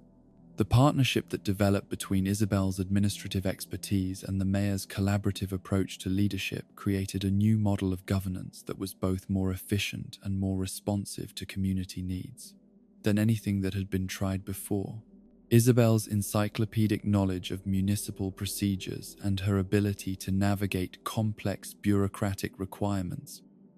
provided the technical foundation that allowed innovative approaches to community development to be implemented without violating the legal and regulatory frameworks that governed inter-community relationships. The mayor's role evolved from making decisions for the community to facilitating processes through which community members could make decisions together, while Isabel's responsibilities expanded from implementing predetermined policies to helping translate community aspirations into practical programs that could be successfully executed within available resources and existing institutional structures. Their collaboration demonstrated that effective governance required not just technical competence and good intentions, but also the ability to create spaces where individual creativity and collective wisdom could combine to generate solutions that neither could have developed independently. The public works projects that began to transform the physical environment of the community reflected this new approach to leadership and decision-making in tangible ways that affected every resident's daily experience. Rather than being planned by external experts or imposed by administrative decree, these projects emerged from conversations between neighbors about what kinds of changes would make their shared spaces more beautiful, more functional, or more conducive to the kinds of activities that they valued most highly. The process of identifying, designing, and implementing these improvements became as important as the final results, creating opportunities for community members to work together on shared goals while learning about each other's skills, preferences, and visions for their collective future. Each project became a collaborative artwork that reflected the combined creativity and practical wisdom of everyone who participated in its development. From initial conception through final completion, the bridge that connected previously separated areas of the community was designed not just to provide convenient transportation, but to serve as a gathering place where residents could pause in their daily activities to appreciate the Toms' natural beauty that surrounded their settlement, while engaging in the informal conversations that were essential to maintaining social connections in busy modern life. The design process involved community-wide discussions about aesthetics and functionality that revealed previously unknown artistic talents and engineering insights among residents who had never before had opportunities to contribute to major construction projects. The lighthouse that was erected to serve both practical navigation needs and symbolic purposes became a focal point for community identity that was visible from great distances and recognizable to travelers as a marker of the distinctive character that differentiated this settlement from others. Throughout the network, the collaborative process of choosing its design and location created opportunities for residents to articulate their shared values and aspirations in ways that strengthened their sense of collective purpose, while celebrating their individual contributions to community life. The fountain that was installed in the central square transformed what had been a simple meeting place into something approaching a sacred space, where the sounds of flowing water created an atmosphere of tranquility and reflection that enhanced both formal community gatherings and informal social interactions. The artistic elements that decorated the fountain were contributed by different residents according to their particular talents and interests, creating a collaborative masterpiece that told the story of their community's evolution while pointing toward its future possibilities. Each public works project created employment opportunities for residents whose skills might not otherwise have found outlets within the community's economic system, while also providing educational experiences for people who wanted to learn new crafts or develop new capabilities that would enhance their ability to contribute to future projects. The construction processes became informal apprenticeship programs where knowledge and techniques were shared between generations and between individuals with different backgrounds and different areas of expertise. The return of swimming to community life represented more than just the addition of a new recreational activity to the range of options available for leisure and exercise. It symbolized a renewed connection with the natural environment that had been partially lost during the transition to technologically mediated community life, while also creating opportunities for the kind of unstructured social interaction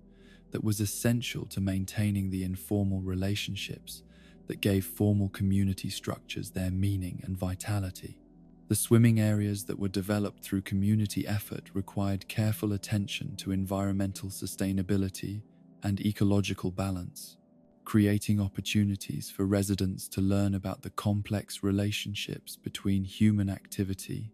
and natural systems,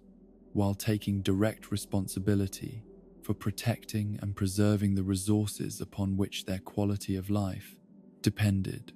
The maintenance of these facilities became a shared responsibility that connected environmental stewardship with community self-governance in ways that demonstrated the practical importance of ecological consciousness. The swimming activities themselves created new forms of social interaction that were less structured and more egalitarian than many other community activities, providing opportunities for residents of different ages and different backgrounds to interact in relaxed settings, where formal roles and hierarchical relationships could be temporarily set aside in favor of the simple pleasure of shared enjoyment of natural beauty and physical activity.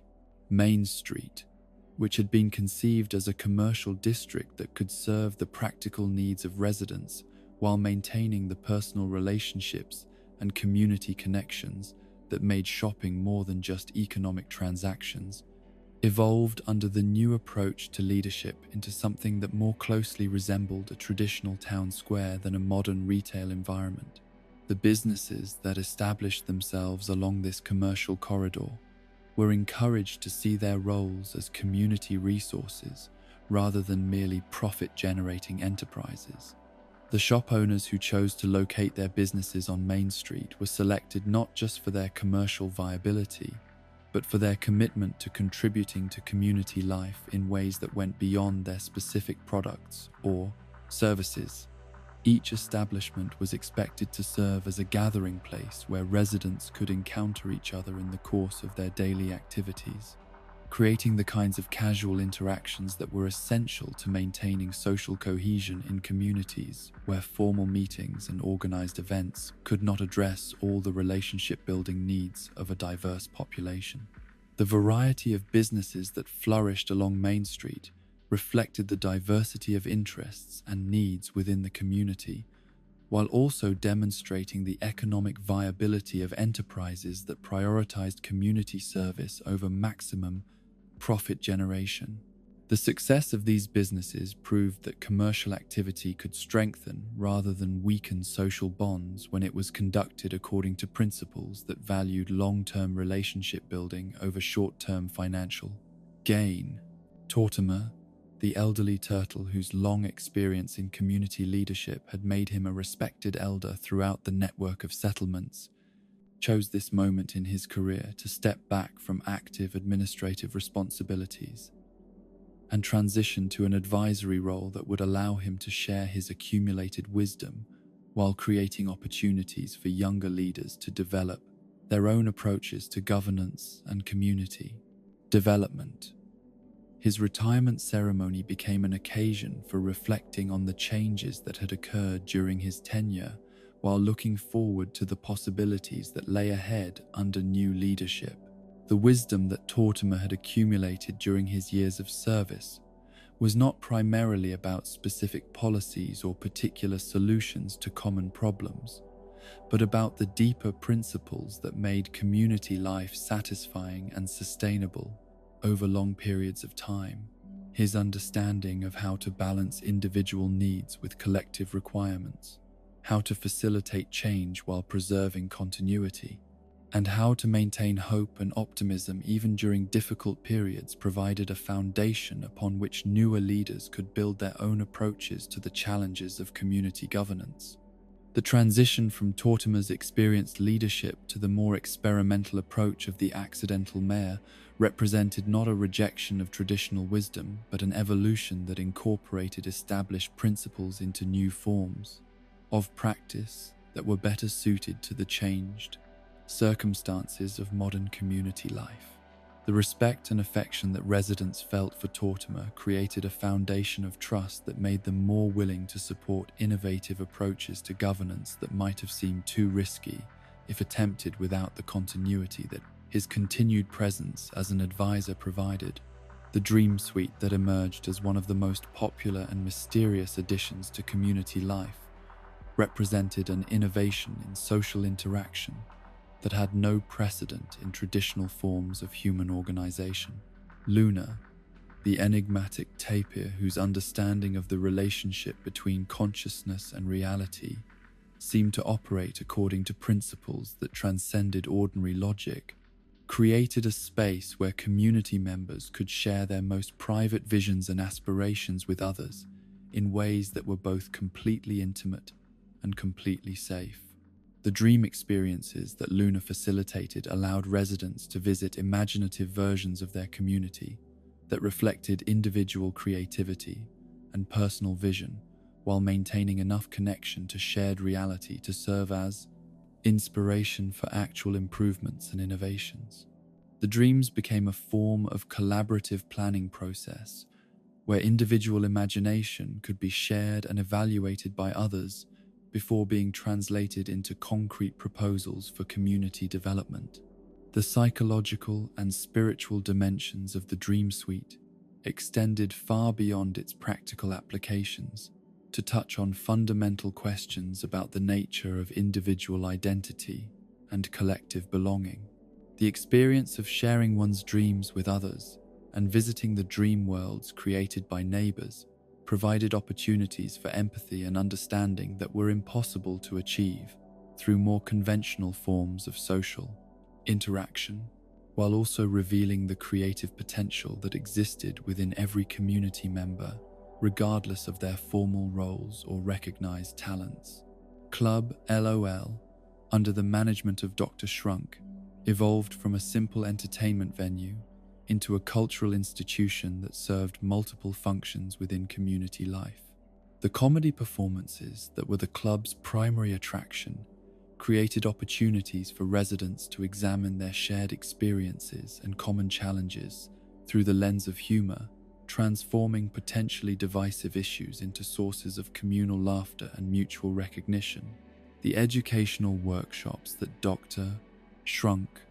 offered in conjunction with his performances helped residents develop their own abilities to find humor in difficult situations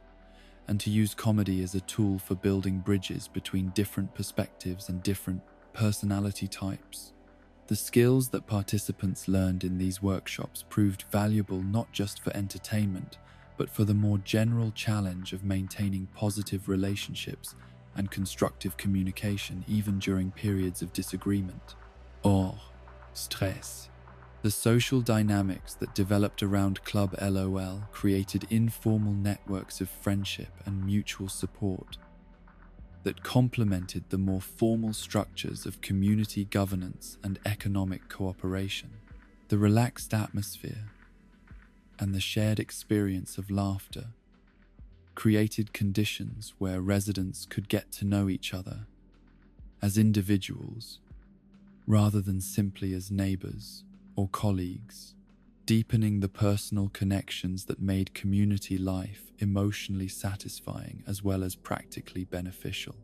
Retail, the recycling and repurposing center, operated by the married couple Reese and Cyrus, represented both a practical solution to waste management challenges and a philosophical statement about the relationship between consumption and creativity, between individual ownership and community resource sharing. The business model that Reese and Cyrus developed demonstrated that economic activity could serve environmental goals while also strengthening social bonds and providing opportunities for artistic expression. The love story that had brought Reese and Cyrus together and that continued to be visible in their daily interactions with each other and with their customers provided a living example of how personal relationships could flourish within the context of shared work and mutual service to community goals. Their partnership demonstrated that romantic love and professional collaboration could reinforce each other rather than competing for time and attention,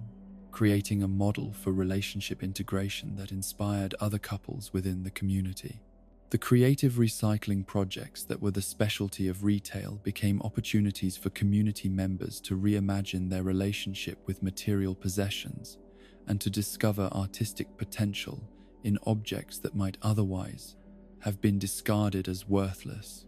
The transformation of discarded items into beautiful and functional objects became a metaphor for the broader community commitment to finding value and potential in everything and everyone, regardless of initial appearances or conventional assessments. The mayoral duties that had been accidentally assumed by someone with no previous experience in community leadership evolved into a new understanding of what governance could become when it was approached as service rather than authority, as facilitation rather than control. The responsibilities involved in making decisions that affected everyone's daily lives were shared among community members rather than concentrated in a single individual, creating a more distributed form of leadership that was both more democratic and more efficient than traditional hierarchical approaches. The town ordinances that were developed under this collaborative approach to governance reflected genuine consensus rather than imposed rules, making enforcement less necessary and compliance more natural, because the regulations emerged from shared values and mutual agreements rather than external mandates. The process of developing these ordinances became opportunities for community-wide conversations about priorities and principles that strengthened social cohesion while addressing practical needs for coordination and conflict resolution. The public ceremonies and celebrations that marked important milestones in community life became occasions for recognizing individual contributions while reaffirming collective commitments to the values and goals that gave the community a distinctive caractère. These events served both practical functions in maintaining social bonds and symbolic functions in creating shared narratives that helped residents understand their place within the larger story of their community's development and evolution. The deeper meaning of creating spaces for others to flourish revealed itself through countless small interactions and incremental improvements that accumulated over time into a transformation of what community life could become when leadership was understood as creating conditions for others' success rather than achieving personal advancement or maintaining institutional control. The mayor's role became less about making decisions and more about ensuring that everyone had opportunities to contribute their unique talents and perspectives to the collective work of building a community where all residents could thrive according to their own definitions of the good life. The success of this experiment in collaborative governance created a model that would eventually influence community organization throughout the network, demonstrating that effective leadership required not expertise in domination but skill in facilitation, not the ability to impose solutions, but the capacity to create processes through which better solutions could emerge from the combined wisdom and creativity of entire communities working together toward shared goals. The evolution of community life had reached a point where the boundaries between different forms of social organization had become so fluid and permeable that entirely new possibilities began to emerge, possibilities that challenged even the most flexible assumptions about what it meant to belong to a place and share a life with others. The success of collaborative governance and distributed leadership had created a foundation of trust and mutual support that made even more experimental approaches to community building seem not only feasible but essential for addressing the changing needs and aspirations of people whose lives increasingly spanned multiple contexts and multiple modes of connection. The innovation that would transform understanding of community itself emerged from the recognition that the most meaningful relationships often developed not in permanent settlements or fixed locations, but in the temporary gatherings and seasonal encounters that brought together individuals who shared common interests or complementary purposes without necessarily sharing geographic proximity or long-term institutional commitments. The camping philosophy that began to influence community development represented a fundamental shift from thinking about belonging in terms of permanent residence to understanding it in terms of flexible participation and adaptive connection. The camping approach to community life honored the ancient human tradition of gathering around shared fires while embracing the modern reality that meaningful work and satisfying relationships often required mobility and adaptability that permanent settlements could not easily accommodate. Rather than asking individuals to choose between community connection and personal freedom, the camping model created opportunities for people to maintain strong social bonds while pursuing diverse paths that might lead them through many different environments and many different forms of contribution to the common good. Tom Nook's response to this emerging interest in temporary community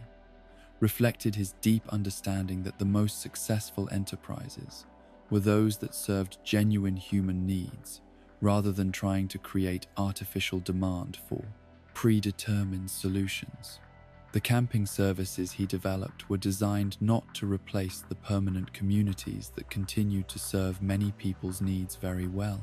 but to extend the principles of mutual support and collaborative prosperity to people whose lifestyles required different forms of social organization and different approaches to balancing individual autonomy with collective responsibility. The infrastructure required to support camping communities presented unique challenges that called for innovations in both technology and social organization. Unlike permanent settlements, where relationships could develop slowly over extended periods of shared experience, camping communities needed to create conditions for rapid trust building and efficient cooperation among individuals who might have very different backgrounds and very different expectations about community life. The solution that emerged combined the best features of the established network of permanent and portable communities with new approaches, specifically designed to serve the needs of people whose community participation was necessarily temporary but no less meaningful than that of permanent residents. The camping facilities provided all the basic services and amenities that people needed for comfortable living, while the social structures created opportunities for meaningful contribution and genuine connection, even within the constraints of limited time and temporary association. The friendship levels that became central to camping community life represented a revolutionary approach to quantifying and nurturing the relationships that made any community more than just a collection of individuals sharing common resources. Rather than leaving the development of social connections to chance, or assuming that proximity alone would create meaningful bonds,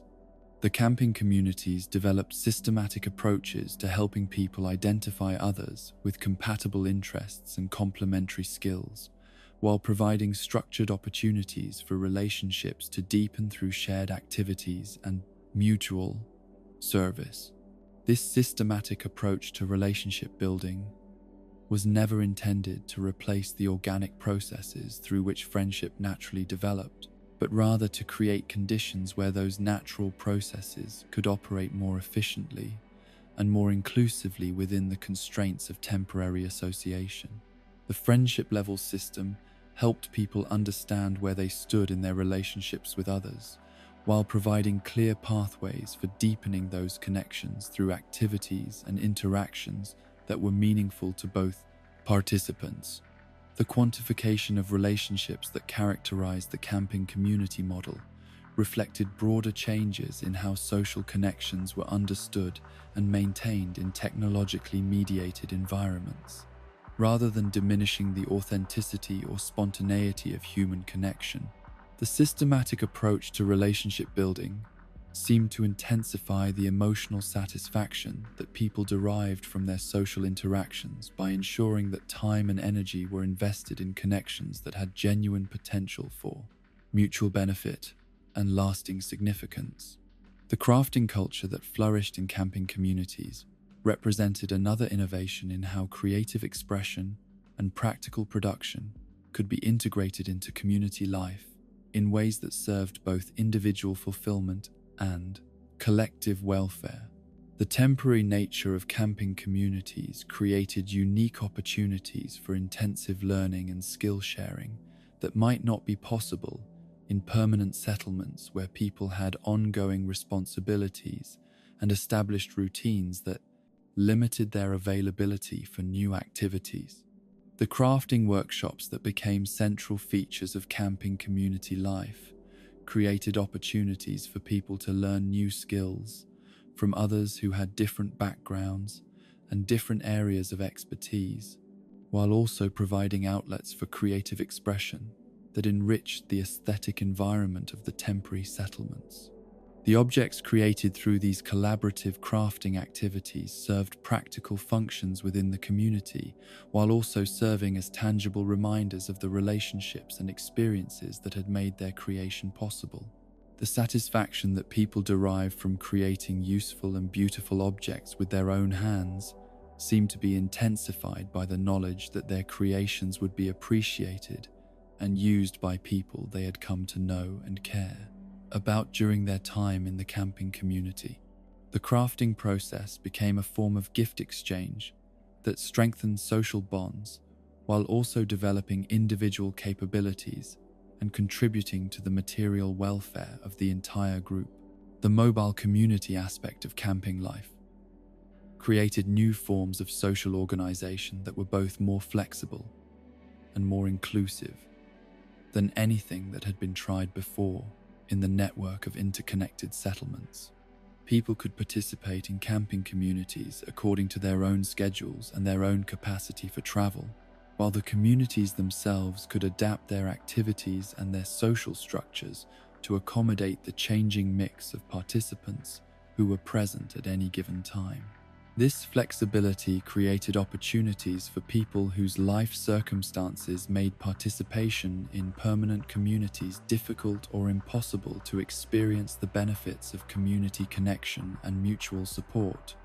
without having to make commitments that were incompatible with their other responsibilities and aspirations.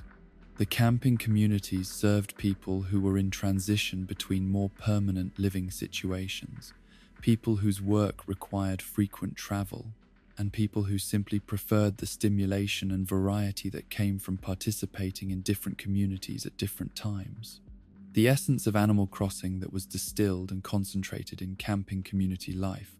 revealed fundamental truths about what made any form of social organization satisfying and sustainable over time. The core elements that emerged as essential were not the specific institutions or particular activities that characterized different types of communities, but the underlying principles of mutual respect, voluntary participation, and shared commitment to creating conditions where all participants could flourish according to their own definitions of the good life.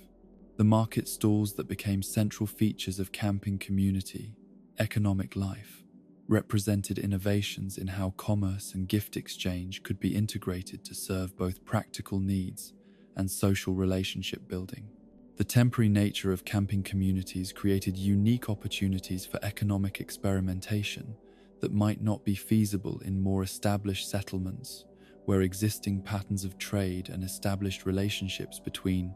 producers and consumers created resistance to significant changes in commercial practices. The market stalls operated according to principles that honored both the practical necessity of fair exchange and the social importance of generosity and mutual aid. People could obtain goods and services they needed through conventional market transactions, but they were also encouraged to contribute resources and skills to community welfare without expectation of direct reciprocal benefit. This combination of market principles and gift economy practices created economic relationships that were both more efficient and more personally satisfying than either approach could provide independently. The success of the market stall system in meeting both practical and social needs demonstrated that economic activity could serve as a vehicle for community building, rather than a source of division or competition between individuals with conflicting interests. The temporary nature of the communities meant that long-term accumulation of wealth was less relevant than immediate contribution to collective welfare, creating conditions where generosity and cooperation were more rewarded than individual acquisitiveness. The seasonal events that punctuated camping community life, with celebrations and special activities, served functions that went far beyond entertainment to address fundamental human needs for ritual and shared meaning that gave temporary associations deeper significance and longer-lasting impact on participants' lives. These events created opportunities for people to experience the full range of human emotions and social connections within the compressed time frame of temporary community life. The planning and execution of seasonal events became collaborative activities that drew upon the diverse talents and cultural backgrounds that participants brought to the camping communities, creating celebrations that were both more varied and more inclusive than those that might develop in more homogeneous permanent settlements. Each event became an opportunity for cultural exchange and mutual learning that enriched everyone's understanding of different approaches to marking important transitions and celebrating shared achievements. The compressed time frame of camping community life meant that seasonal events took on heightened significance as opportunities for creating shared memories and deepening relationships that might otherwise remain superficial. The investment of time and energy required to plan and execute these celebrations became a form of gift that participants gave to each other and to the community as a whole, creating bonds that often persisted long after the temporary community had dissolved. The gathering places that existed without permanent physical structures but maintained all the social functions of traditional community centers represented perhaps the most innovative aspect of camping community organization. These spaces were defined not by buildings or fixed installations, but by the activities that took place within them and the relationships that were nurtured through shared use of common resources and shared participation in collective activities. The flexibility of gathering places that could be created and reconfigured according to the changing needs and interests of community participants allowed camping communities to adapt much more quickly to changing circumstances than permanent settlements with fixed infrastructure and established patterns of space use. The temporary nature of these gathering places also meant that they could be designed and organized collaboratively by the people who would actually use them, creating spaces that were perfectly suited to their intended functions. The psychology of collection that operated within the constrained space and compressed time frame of camping community life revealed new insights into the relationship between material possessions and emotional satisfaction that had implications far beyond the specific context of temporary settlements. The limitations imposed by mobility and temporary association created opportunities for people to reconsider their relationships with objects and to discover forms of satisfaction that were less dependent on accumulation and more focused on appreciation and creative use of available resources. The collecting activities that flourished in camping communities tended to focus more on experiences and relationships than on objects. Though the objects that people did collect during their time in temporary settlements often carried enhanced emotional significance because of their association with meaningful relationships and memorable experiences. The constraint of limited space and temporary residence encouraged people to be more selective and more intentional about what they chose to keep and carry with them,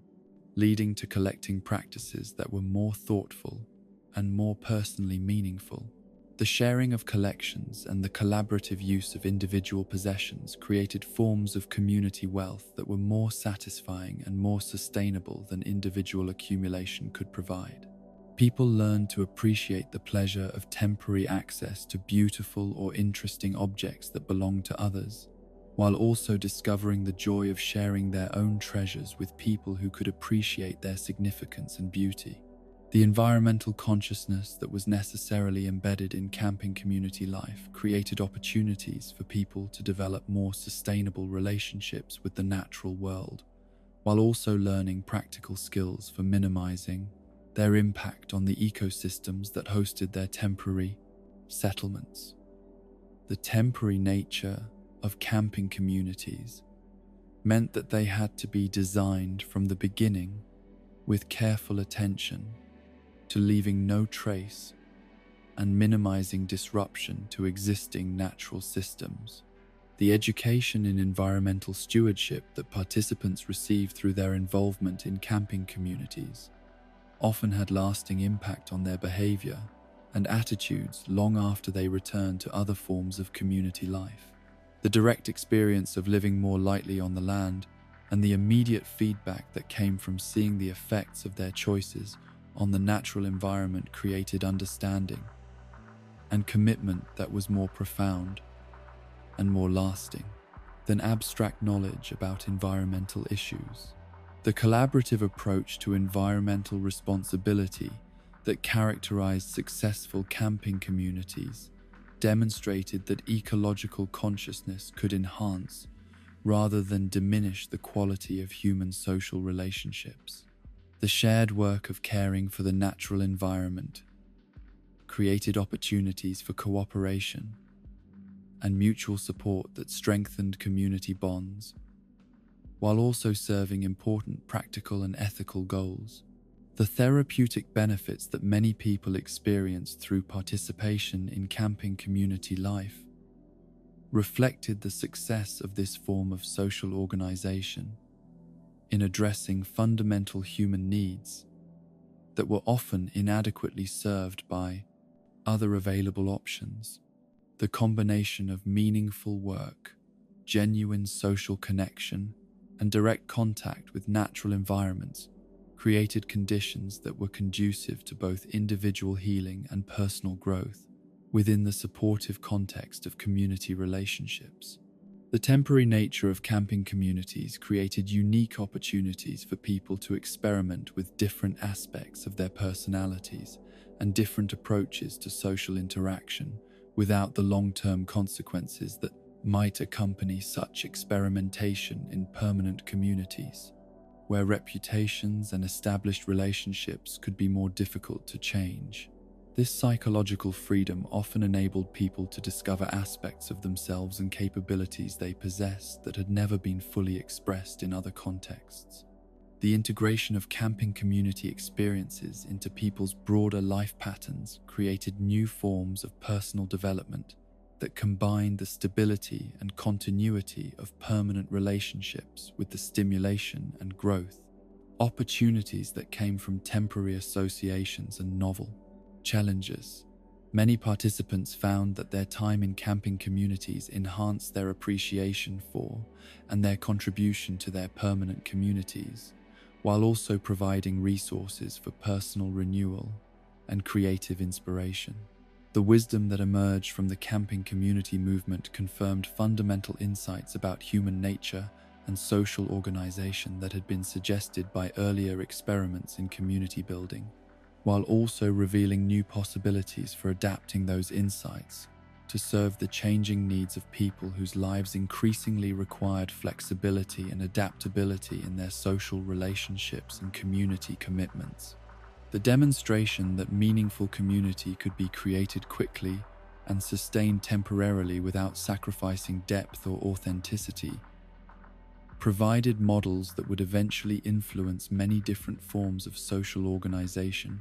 offering alternatives to the assumption that significant relationships required long-term proximity and permanent institutional structures to provide genuine mutual support and collaborative achievement. The culmination of everything that had been learned through generations of experimentation in community building, collaborative governance, and innovative social organization finally found its fullest expression in an undertaking so ambitious and so comprehensive that it seemed to represent the ultimate synthesis of human dreams about what life could become when technology served wisdom rather than replacing it, and when individual creativity was channeled toward collective flourishing rather than competitive accumulation. This was the great adventure of building paradise from nothing,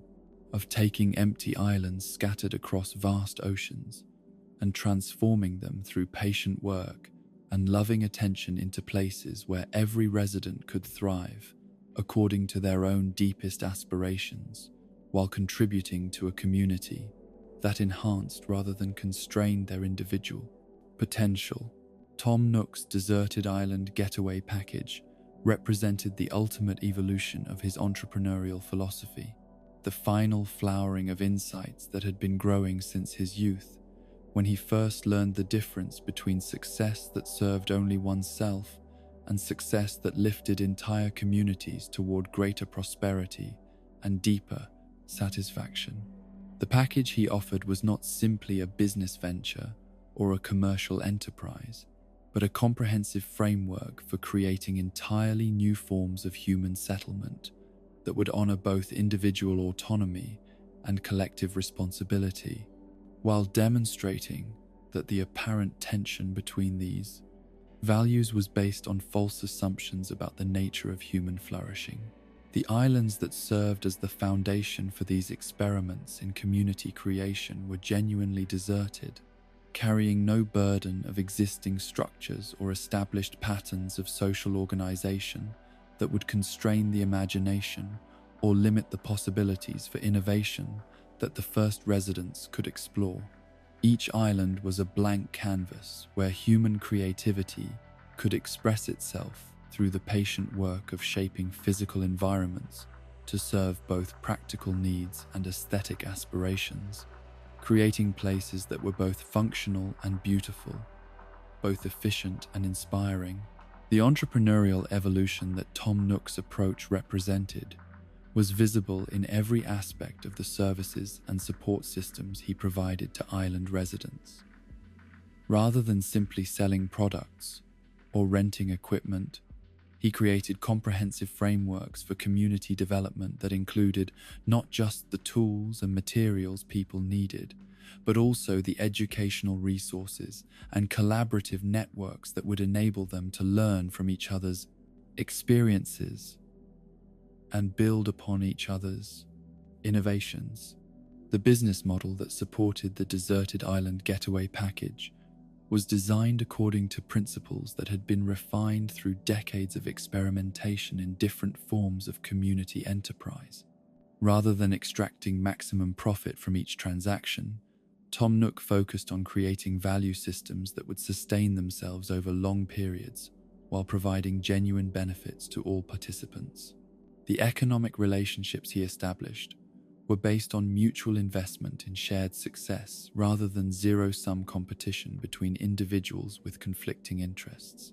The resident services transformation that occurred on each island as it developed from empty land into thriving community represented one of the most visible symbols of the collaborative approach to development that characterized the entire undertaking. The modest tent that provided basic administrative services to the first residents gradually evolved through community effort and shared investment into a substantial building that could accommodate the complex coordination and sophisticated planning that larger populations required. Isabel's arrival at the point when each island's population had grown large enough to require professional administrative support marked a crucial transition in the development process. The moment when informal cooperation between neighbors needed to be supplemented by formal systems that could handle the complexities of larger-scale social organization without losing the personal touch and individual attention that had made the smaller communities so satisfying to inhabit. The partnership that developed between island residents and Isabel represented the successful integration of professional expertise with grassroots democracy, creating governance systems that were both efficient and responsive to community needs. Isabel's administrative skills and her encyclopedic knowledge of municipal procedures provided the technical foundation that allowed innovative community projects to be implemented successfully, while the collaborative decision-making processes that the residents had developed ensured that all major choices reflected genuine consensus rather than imposed authority. The terraforming capabilities that became available to island residents as their communities matured represented perhaps the most revolutionary aspect of the entire undertaking, the point at which human beings were granted godlike power to reshape the fundamental geography and topography of their environment according to their collective vision of what their home should become. This was not simply an advanced form of landscaping, but the ability to move mountains and redirect rivers to create entirely new landforms and reshape existing ones according to aesthetic preferences and functional requirements that reflected the community's evolving understanding of how they wanted to live together.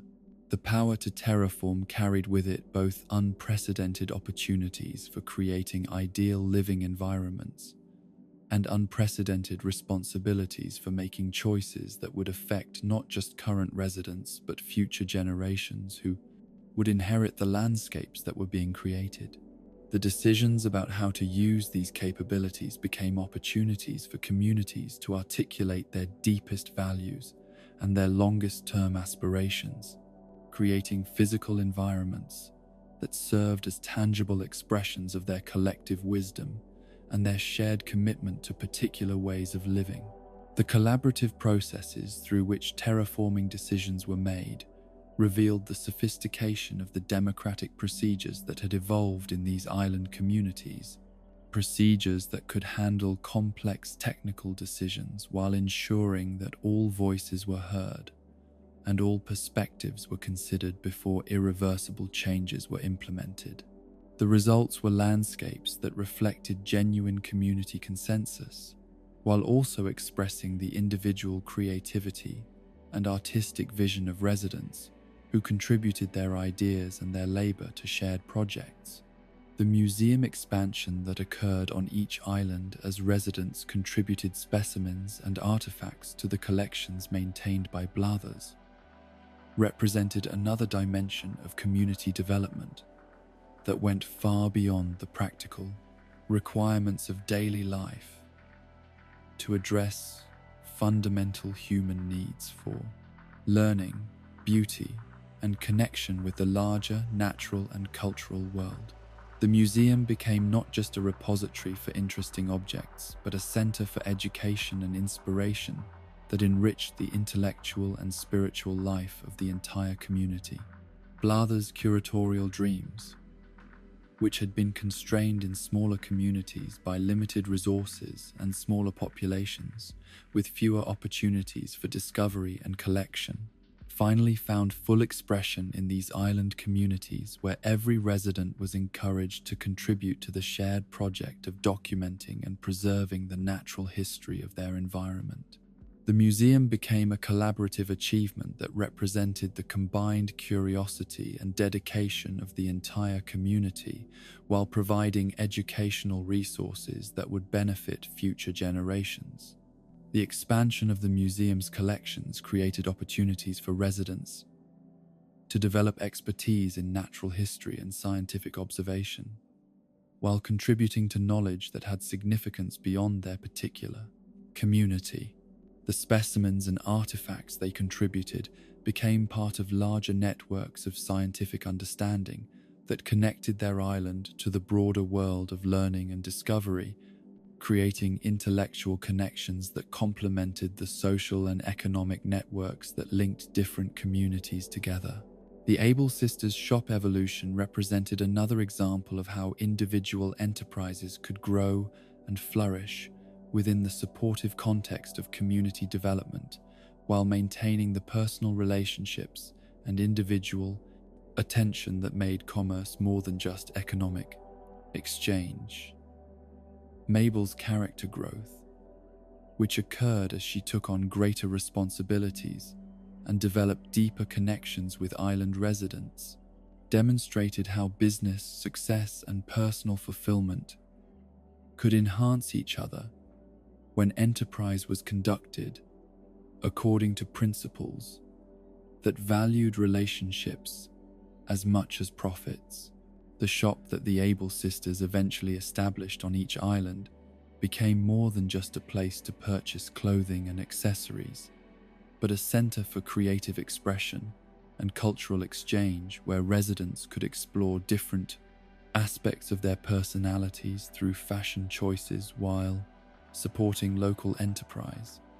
and contributing to the economic vitality of their community. The personal relationships that Mabel developed with regular customers created the kind of individual attention and customized service that made shopping a social activity rather than just a commercial transaction. The success of the Able Sisters expansion demonstrated that traditional crafts and personal services could not only survive, but thrive in technologically advanced communities when they were valued for their human elements rather than simply their functional efficiency. The shop became a place where the pace of life naturally slowed to accommodate conversation and personal connection, creating opportunities for the kinds of relationships that made community life emotionally satisfying as well as practically convenient. Celeste's astronomical wisdom, which had previously been shared only with her brother Blathers and occasional visitors to their institutions, found new outlets and new audiences in the island communities where her knowledge of stars and celestial phenomena could contribute to both scientific education and artistic inspiration. Her DIY philosophy, which emphasized learning through hands-on experience and creative experimentation, became central to the culture of innovation and self-reliance that characterized successful island communities. The stargazing activities that Celeste facilitated became opportunities for residents to connect with cosmic rhythms and celestial beauty that provided perspective on their daily activities, while also creating occasions for quiet, contemplation, and informal social gathering. The crafting projects she taught used materials that residents could gather from their natural environment, creating useful and beautiful objects while developing skills that enhanced their self-sufficiency and their appreciation for the resources their island provided. The integration of astronomical observation with practical crafting represented the kind of holistic approach to learning and living that characterized the most successful island communities,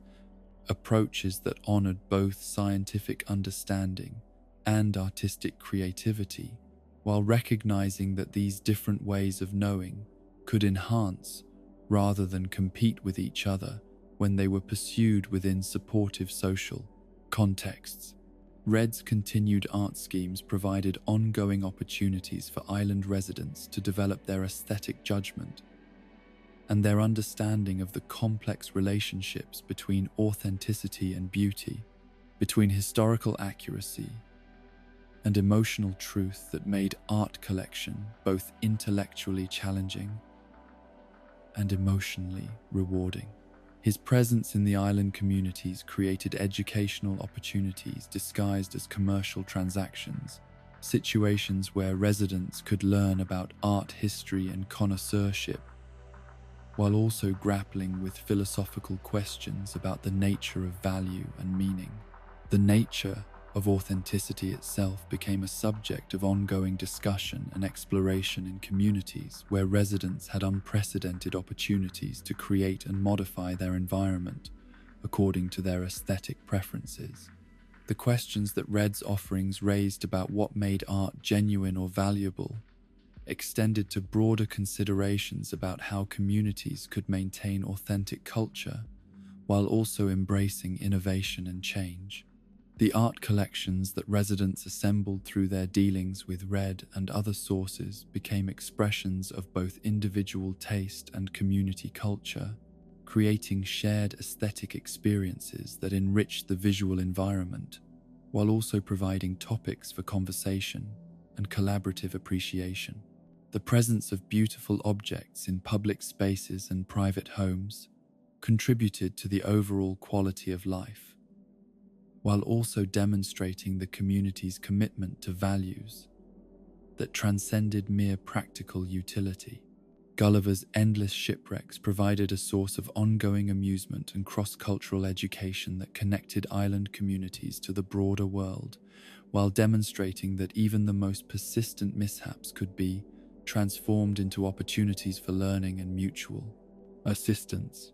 The rescue missions that residents undertook to help the perpetually confused sailor created occasions for acts of kindness that strengthened community bonds, while also bringing exotic gifts and international perspectives to island life. The comedy of persistence that Gulliver represented became a beloved element of island culture, a reminder that failure and confusion were natural parts of life that could be met with humor and compassion rather than frustration or contempt. His regular appearances created a rhythm of unexpected adventure and cross-cultural exchange that added variety and excitement to island life, while also providing opportunities for residents to practice the virtues of patience and helpfulness. The international connections that Gulliver's travels represented became sources of inspiration for island residents who were creating their own unique communities, exposing them to different approaches to architecture, decoration, and social organization that they could adapt to their own circumstances and preferences. The gifts he brought and the stories he told expanded residents' understanding of the diversity of human culture, while reinforcing their appreciation for the particular qualities that made their own community special. The wedding season celebrations that became annual traditions in island communities represented the culmination of the community-building philosophy that guided all aspects of island life. The recognition that individual happiness and community welfare were inseparable, and that personal milestones deserved collective celebration. The weddings that were celebrated on islands became community-wide festivals that honored not just the couples being married, but the social bonds that made such celebrations meaningful and joyful. The planning and execution of wedding celebrations became collaborative activities that drew upon all the skills and talents that residents had developed through their involvement in community projects, creating events that were both deeply personal and broadly inclusive. The weddings became occasions for reaffirming community values and strengthening social relationships, while also celebrating the love and commitment that made individual lives more meaningful and more satisfying. The celebration of love, in all its forms, extended beyond romantic partnerships to include the love between friends, the love between neighbors, and the love of community that made island life so rewarding for all residents, regardless of their personal relationship status. The wedding celebrations became expressions of the community's commitment to supporting and nurturing all forms of human connection that contributed to individual flourishing and collective well-being. The psychology of island design revealed fundamental truths about the relationship between physical environment and emotional well-being that had implications far beyond the specific context of island communities. The opportunity to shape their living environment according to their aesthetic preferences and functional needs gave residents unprecedented control over factors that significantly influenced their daily experience and their long-term satisfaction with their chosen way of life. The design choices that residents made, both individually and collectively, became expressions of their deepest values and their most cherished aspirations, creating physical environments that served as constant reminders of what they considered most important and most beautiful. The process of making these choices required residents to articulate their preferences and to negotiate with others whose tastes and priorities might be different, creating opportunities for self-discovery and mutual understanding that enriched their relationships while improving their shared environment. The collaborative aspects of island design demonstrated that individual creativity and collective harmony could enhance rather than constrain each other when design processes were conducted according to principles that valued both personal expression and community cohesion. The results were environments that reflected the unique personalities of their inhabitants, while also expressing shared aesthetic values and common commitments to particular ways of living together. The seasonal events that punctuated island life, with celebrations and special activities, evolved from simple entertainment into comprehensive cultural expressions that honored natural rhythms, while also strengthening community bonds and providing opportunities for creative expression that involved all residents regardless of their particular talents or interests. Each seasonal celebration became an opportunity for the community to demonstrate its collective creativity while also honoring the natural cycles that continue to govern life even in these highly modified environments. The evolution of seasonal events over time reflected the growing sophistication and deepening relationships that characterized mature island communities, as celebrations became more elaborate and more meaningful, while also becoming more inclusive and more collaborative. The events became occasions for residents to share their individual talents with the community, while also participating in collective activities that required cooperation and mutual support to achieve their full potential. The traditions that developed around seasonal events became part of the cultural heritage that each community created for itself, traditions that could be passed on to new residents and future generations, while also remaining flexible enough to evolve according to changing circumstances and changing preferences. The seasonal celebrations became expressions of community identity that were both rooted in shared history and open to continued innovation and development. The Happy Home Paradise expansion of services available to island residents represented the ultimate expression of the philosophy that had guided community development from its earliest stages, the understanding that individual fulfillment and community welfare were inseparable, and that everyone deserved opportunities to create living spaces that reflected their personality, while also contributing to the beauty and functionality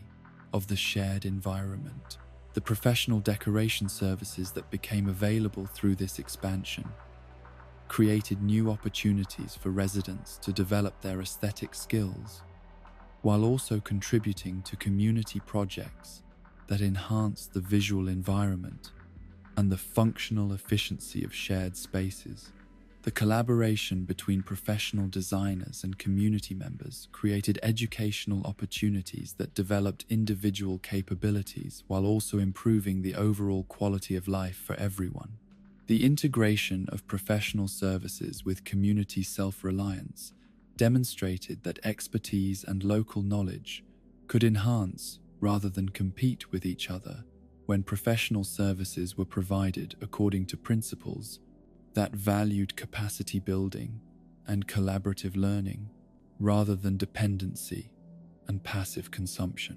The expansion created new forms of economic activity that strengthened the community while also providing opportunities for individual growth and creative expression. The deeper significance of five-star islands extended far beyond the numerical ratings to encompass fundamental questions about what constituted excellence in community development and what standards should be used to evaluate the success of experiments in collaborative living. The achievement of five-star status became a community-wide goal that required coordination and cooperation between all residents, while also providing opportunities for individuals to contribute their unique talents and coding perspectives to collective achievement. The criteria for five-star status reflected values that went beyond simple aesthetic beauty or functional efficiency to include factors like environmental sustainability, social cohesion, and individual satisfaction that were more difficult to measure, but ultimately more important for long-term community success. The pursuit of five-star status became an ongoing process of community improvement that brought residents together around shared goals while also encouraging individual excellence and creative innovation. The recognition that came with achieving five-star status validated the community development philosophy that had guided the entire island program, while also providing inspiration and practical guidance for other communities that were pursuing similar goals. The five-star islands became models that demonstrated what was possible when human creativity and collaborative effort were applied systematically to the challenge of creating ideal living environments that served both individual needs and collective aspirations. The ultimate creative fulfillment that residents experienced through their involvement in island development represented the successful integration of individual artistic expression with meaningful community contribution, creating opportunities for personal satisfaction that were enhanced rather than diminished by their social context. The islands became living artworks that expressed the combined creativity of all their inhabitants, while also providing functional environments that supported the full range of human activities and relationships.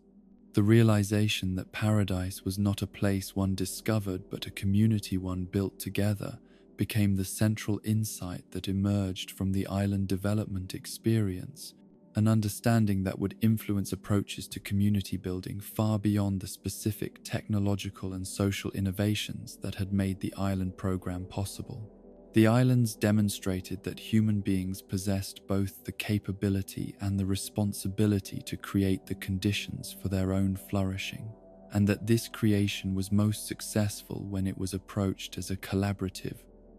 rather than individual undertaking. The wisdom that emerged from the island development program confirmed that the most satisfying and most sustainable forms of human settlement were those that honored both individual creativity and collective responsibility. creating environments where personal dreams could be pursued within supportive social contexts that enhanced rather than constrained individual potential, while ensuring that everyone had opportunities to contribute to and benefit from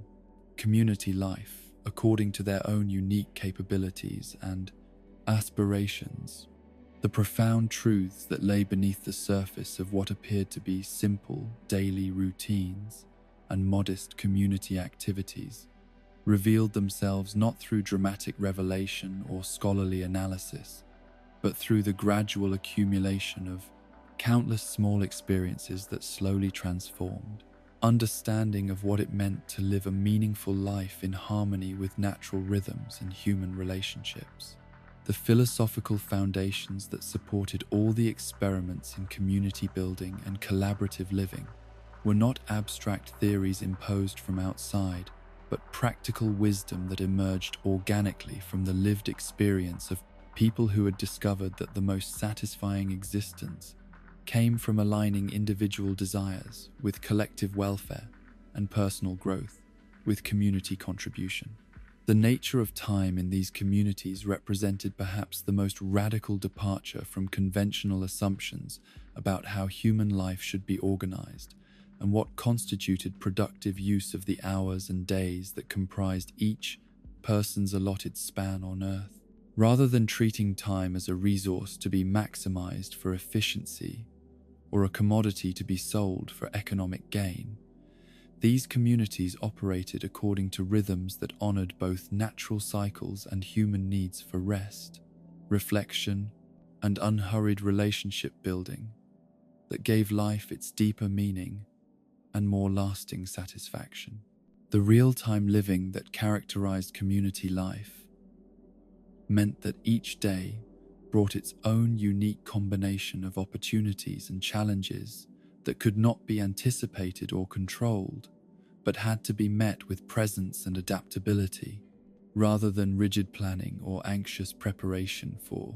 predetermined outcomes. This approach to temporal experience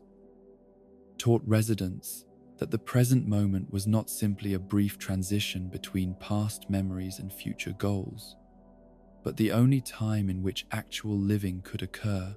and genuine satisfaction could be found. The daily rhythms that governed community life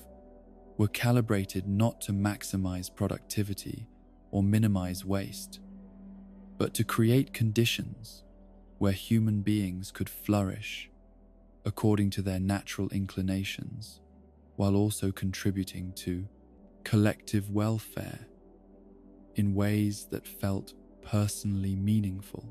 rather than externally imposed. The schedule of activities was flexible enough to accommodate individual differences in energy levels and personal preferences, while maintaining enough structure to ensure that essential community functions were performed reliably and efficiently. The philosophy of daily tasks that emerged from community experience revealed that the distinction between work and leisure, between obligation and pleasure, was largely artificial, and that the most satisfying activities were those that served both personal fulfillment and community needs simultaneously. The tasks that needed to be performed to maintain community life became opportunities for meditation, social interaction, and skill development, rather than burdens to be endured or minimized through technological automation. The finding of meaning in routine activities represented a fundamental shift in understanding about what constituted valuable use of time and energy, a recognition that the small, repeated actions that comprised most of daily life could be sources of profound satisfaction when they were approached with attention and appreciation rather than performed mechanically or resentfully. The routine tasks became rituals that connected individuals to their community and to the natural world, while also providing opportunities for quiet contemplation and gentle physical activity. The debt relationships that characterized economic life in these communities operated according to principles that transformed what might have been sources of anxiety and social division into opportunities for mutual support and collaborative investment in shared prosperity, rather than being instruments of domination or exploitation. Debt arrangements became frameworks for community development that ensured everyone had access to the resources they needed, while also creating incentives for productive contribution and responsible stewardship of shared assets. The reason that paying off debt felt good rather than burdensome lay in the understanding that these financial obligations represented not individual failure or institutional oppression, but collective investment in community development that benefited everyone while providing clear pathways for individuals to demonstrate their commitment to shared welfare and their capacity for responsible participation in economic life. The debt relationships created connections between lenders and borrowers that extended beyond mere financial transactions to encompass mutual concern for each other's well-being and success. The completion of debt obligations became occasions for community celebration that recognized not just individual achievement but collective success in creating economic systems that served human needs while maintaining social cohesion and mutual respect. The satisfaction that came from fulfilling financial commitments was enhanced by the understanding that these payments contributed to resources that would support future community development and provide similar opportunities for other residents to achieve their own goals and aspirations. The psychology of collection that operated in community contexts revealed fundamental truths about the relationship between material possessions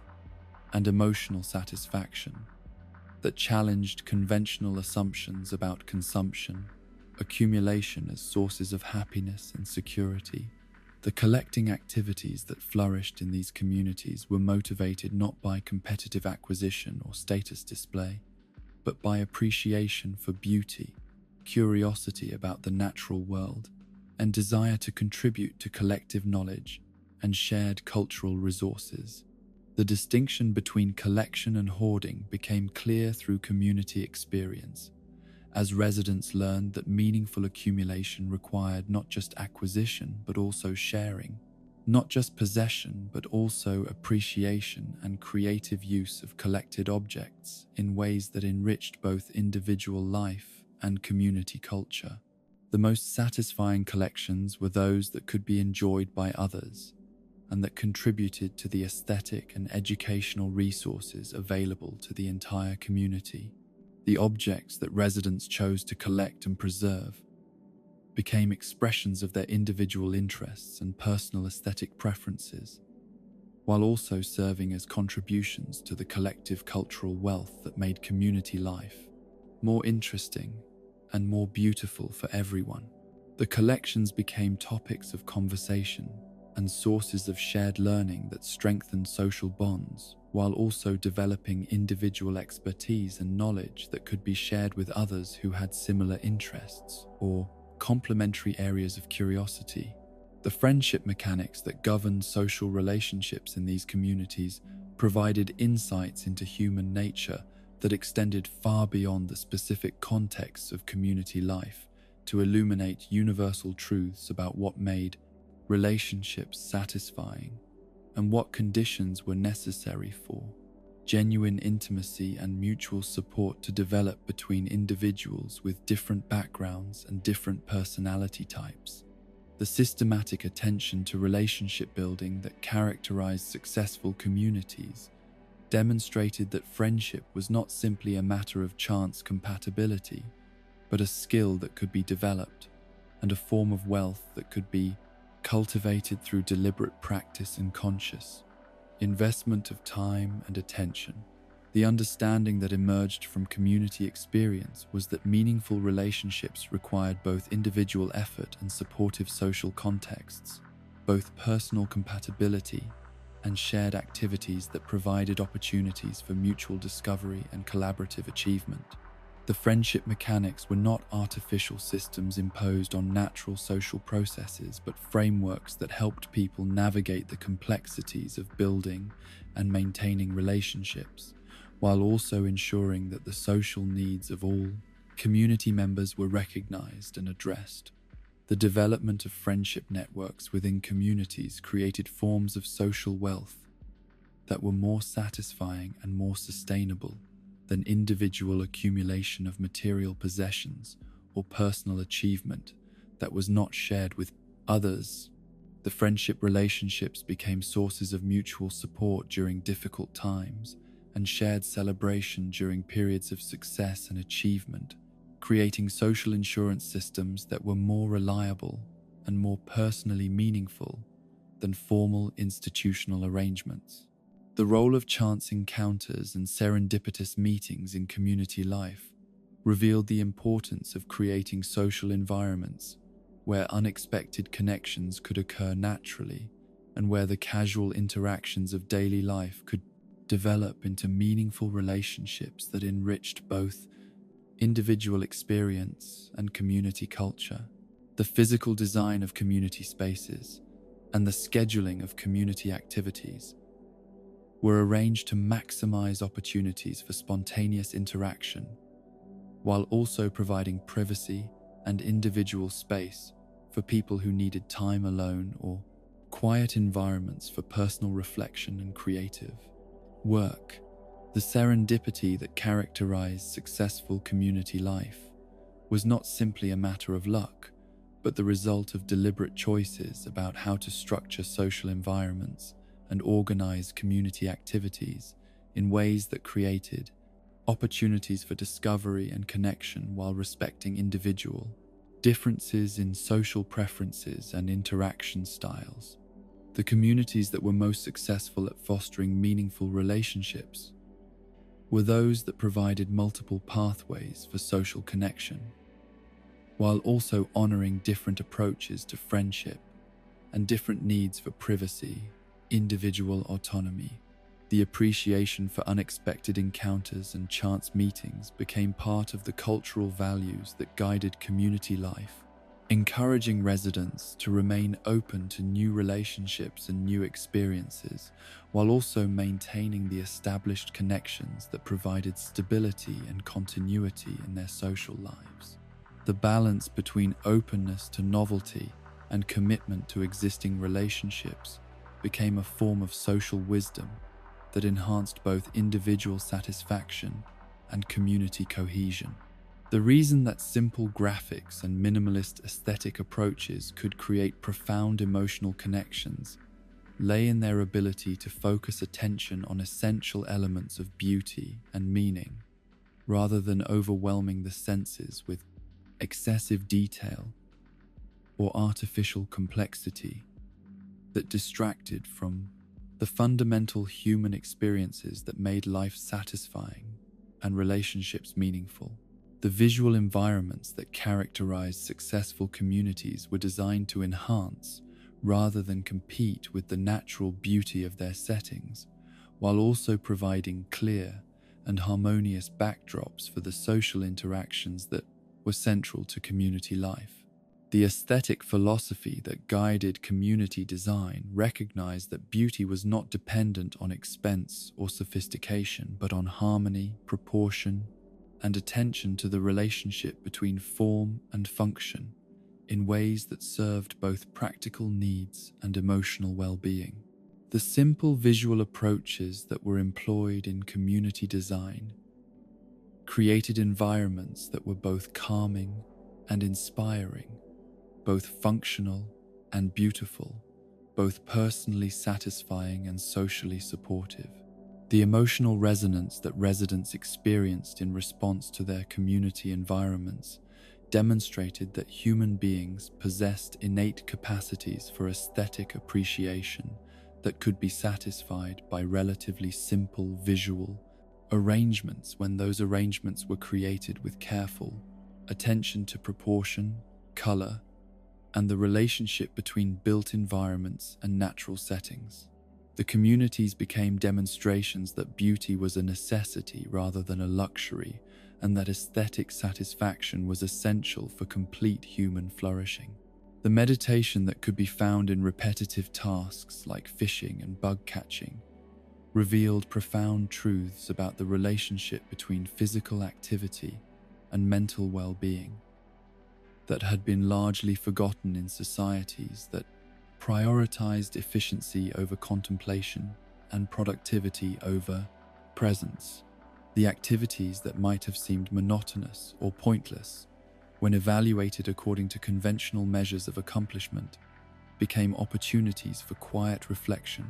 and gentle physical engagement with the natural world that provided both stress relief and spiritual nourishment. The fishing activities that were central to community life created opportunities for residents to develop patience, observation skills, and appreciation for the subtle rhythms of aquatic ecosystems, while also providing protein for community meals and contributing to the economic welfare of the entire group. The meditative aspects of fishing were enhanced by the understanding that this activity served both personal needs for quiet contemplation and collective needs for food security and economic sustainability. The bug-catching activities that complemented fishing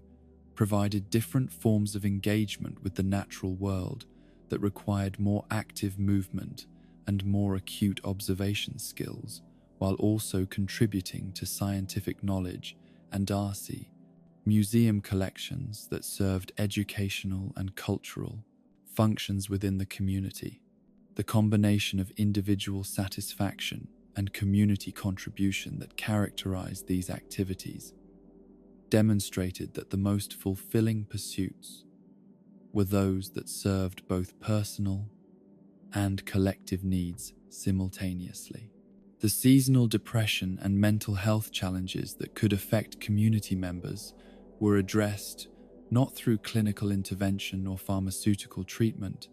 but through the creation of social environments and activity patterns that naturally supported emotional well-being and provided multiple pathways for finding meaning and satisfaction even during difficult periods. The communities became therapeutic environments that enhanced mental health through social connection, meaningful work, and regular engagement with natural beauty, rather than treating psychological distress as individual pathology requiring specialized professional intervention. The understanding that emerged from community experience was that mental health was largely a social phenomenon that was influenced more by environmental factors and relationship quality than by individual brain chemistry or personal psychological history. The communities that were most successful at maintaining high levels of emotional well-being among their residents were those that provided multiple opportunities for meaningful contribution, social recognition, and personal growth, while also ensuring that basic needs for security, beauty, and connection were consistently met.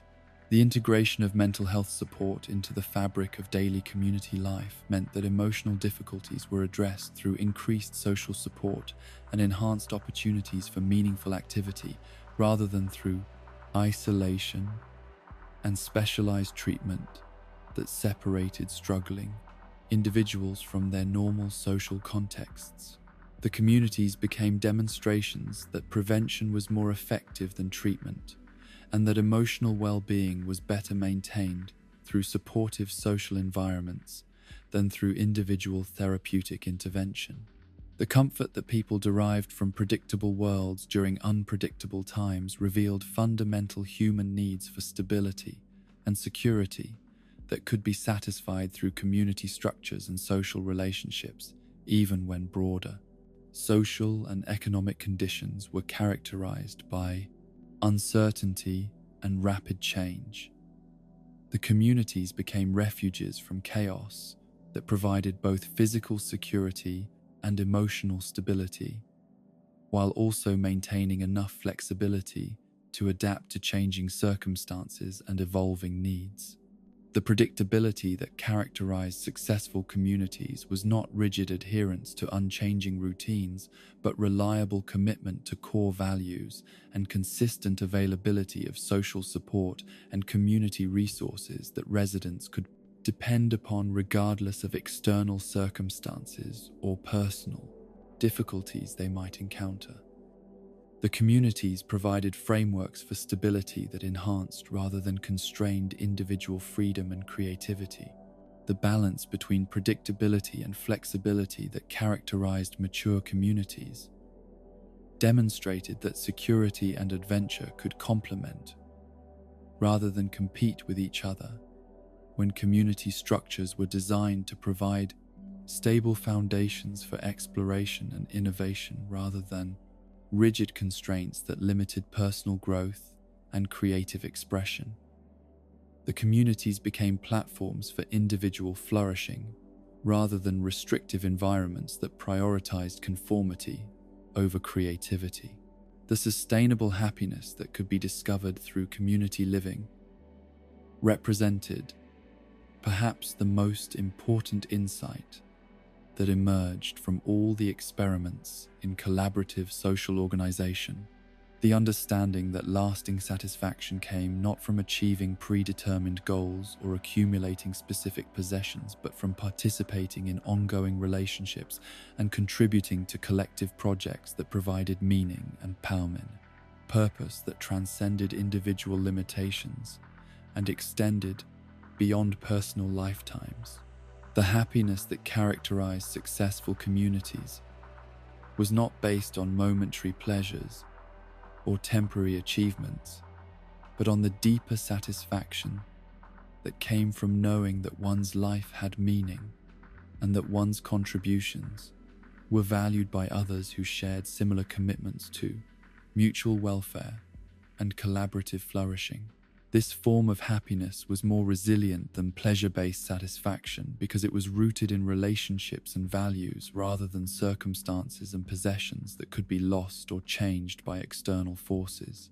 The sustainability of community-based happiness lay in its independence from individual achievement or personal accumulation,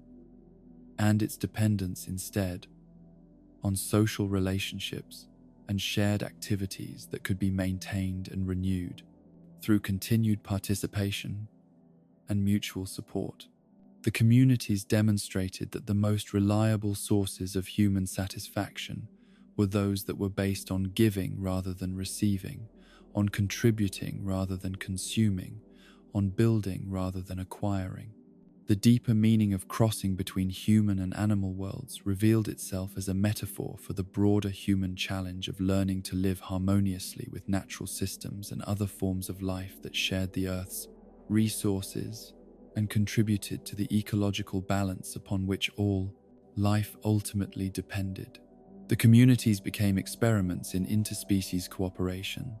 that modeled approaches to environmental stewardship and ecological consciousness that could be applied in many different contexts and cultural settings. The crossing between different worlds represented the fundamental human capacity for empathy and imagination that made it possible to understand and appreciate forms of life that were different from human experience while recognizing the common needs and shared vulnerabilities that connected all living beings within larger ecological and spiritual systems.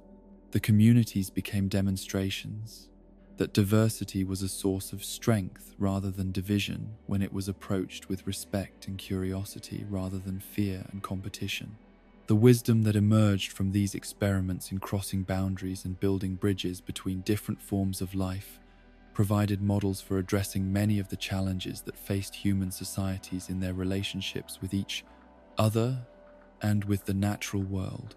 demonstrating that cooperation and mutual support were more sustainable and more satisfying than domination and exploitation as foundations for social organization and economic activity. The remarkable legacy that emerged from centuries of experimentation in community building and collaborative living revealed itself not in any single dramatic achievement or revolutionary breakthrough, but in the gradual transformation of human understanding about what was possible when individual creativity was channeled toward collective flourishing, and when technological innovation was guided by wisdom rather than mere efficiency or profit maximization. Each successive generation of communities had built upon the insights and experiences of their predecessors, while adapting those lessons to serve the changing needs and evolving aspirations of people whose lives were increasingly interconnected yet increasingly diverse in their approaches to the fundamental questions of how to live well and how to contribute meaningfully to the welfare of others. The way each iteration of community development had built upon its predecessors while maintaining core identity demonstrated that authentic progress required not the abandonment of traditional values but their creative application to new circumstances and their expansion to encompass broader definitions of community and more inclusive approaches to mutual support and collaborative achievement. The evolution of community forms had been guided throughout by consistent principles about the importance of individual dignity, voluntary association, and shared responsibility for collective welfare, even as the specific mechanisms for implementing these principles had changed dramatically in response to technological innovation and cultural evolution. The continuity that connected the earliest village experiments with the most sophisticated island communities lay not in their external forms or organizational structures, but in their commitment to creating conditions where every resident could flourish according to their own deepest aspirations, while contributing to collective projects that enhanced rather than constrained individual potential. This consistency of purpose had provided stability and direction, even during periods of rapid change and experimentation, ensuring that innovation served human needs rather than replacing human relationships with technological substitutes. The generational appeal that characterized successful communities and their ability to attract families from multiple generations created opportunities for intergenerational learning and cultural transmission that enriched the experience of all participants, while ensuring that valuable knowledge and traditional wisdom were preserved and adapted rather than abandoned in favor of untested innovations. The communities became living bridges between past and future that honored both continuity and change, while demonstrating that tradition and innovation could enhance rather than compete with each other when they were pursued within supportive social contexts. The families that chose to participate in community life together discovered that shared involvement in collaborative projects and mutual commitment to community welfare strengthened rather than strained family relationships by providing common purposes and shared experiences that complemented rather than competed with the intimate bonds that connected family members to each other. The communities became contexts where family relationships could flourish while also creating opportunities for individual growth and social contribution that extended beyond family boundaries. The children who grew up in these communities developed different attitudes toward cooperation, competition, individual achievement, and social responsibility than those who were raised in more conventional environments, demonstrating that early exposure to collaborative values and practices had lasting influence on personality development and social behavior that extended far beyond the specific contexts where these values were initially learned and practiced. The cultural impact that extended far beyond gaming represented perhaps the most significant measure of the success of the community development philosophy in addressing fundamental human needs and aspirations that transcended the boundaries of specific technological platforms or entertainment media. The principles and practices that had been refined through community experimentation began to influence approaches to education, urban planning, environmental stewardship, and social organization in contexts that had no direct connection to the original community development projects. The influence of community development principles on educational approaches demonstrated that the insights about collaborative learning, individual pacing, and intrinsic motivation that had emerged from community experience could be applied successfully in formal educational settings to create learning environments that were more engaging and more effective than traditional approaches that emphasized competition, standardized curricula, and external rewards and punishments as motivational strategies. The application of community development principles to urban planning created new approaches to neighborhood design and city organization that prioritize social connection, environmental sustainability, and individual well-being over economic efficiency or technological sophistication as measures of successful development. The urban environments that were influenced by community development philosophy became more livable and more socially cohesive, while also being more environmentally responsible and more economically sustainable over long periods. The profound significance of the global health crisis of 2020 and the role that virtual communities played in providing sanctuary and maintaining social connection during periods of physical isolation revealed the prescient wisdom of the community development philosophy in recognizing that meaningful relationships and collaborative activities could be sustained across technological mediation when they were guided by genuine concern for mutual welfare rather than merely commercial or entertainment purposes.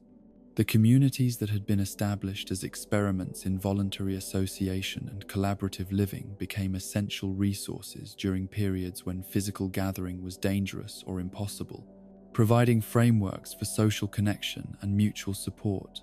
that help people maintain emotional well-being and continue productive activities even when separated from their normal social contexts and familiar physical environments.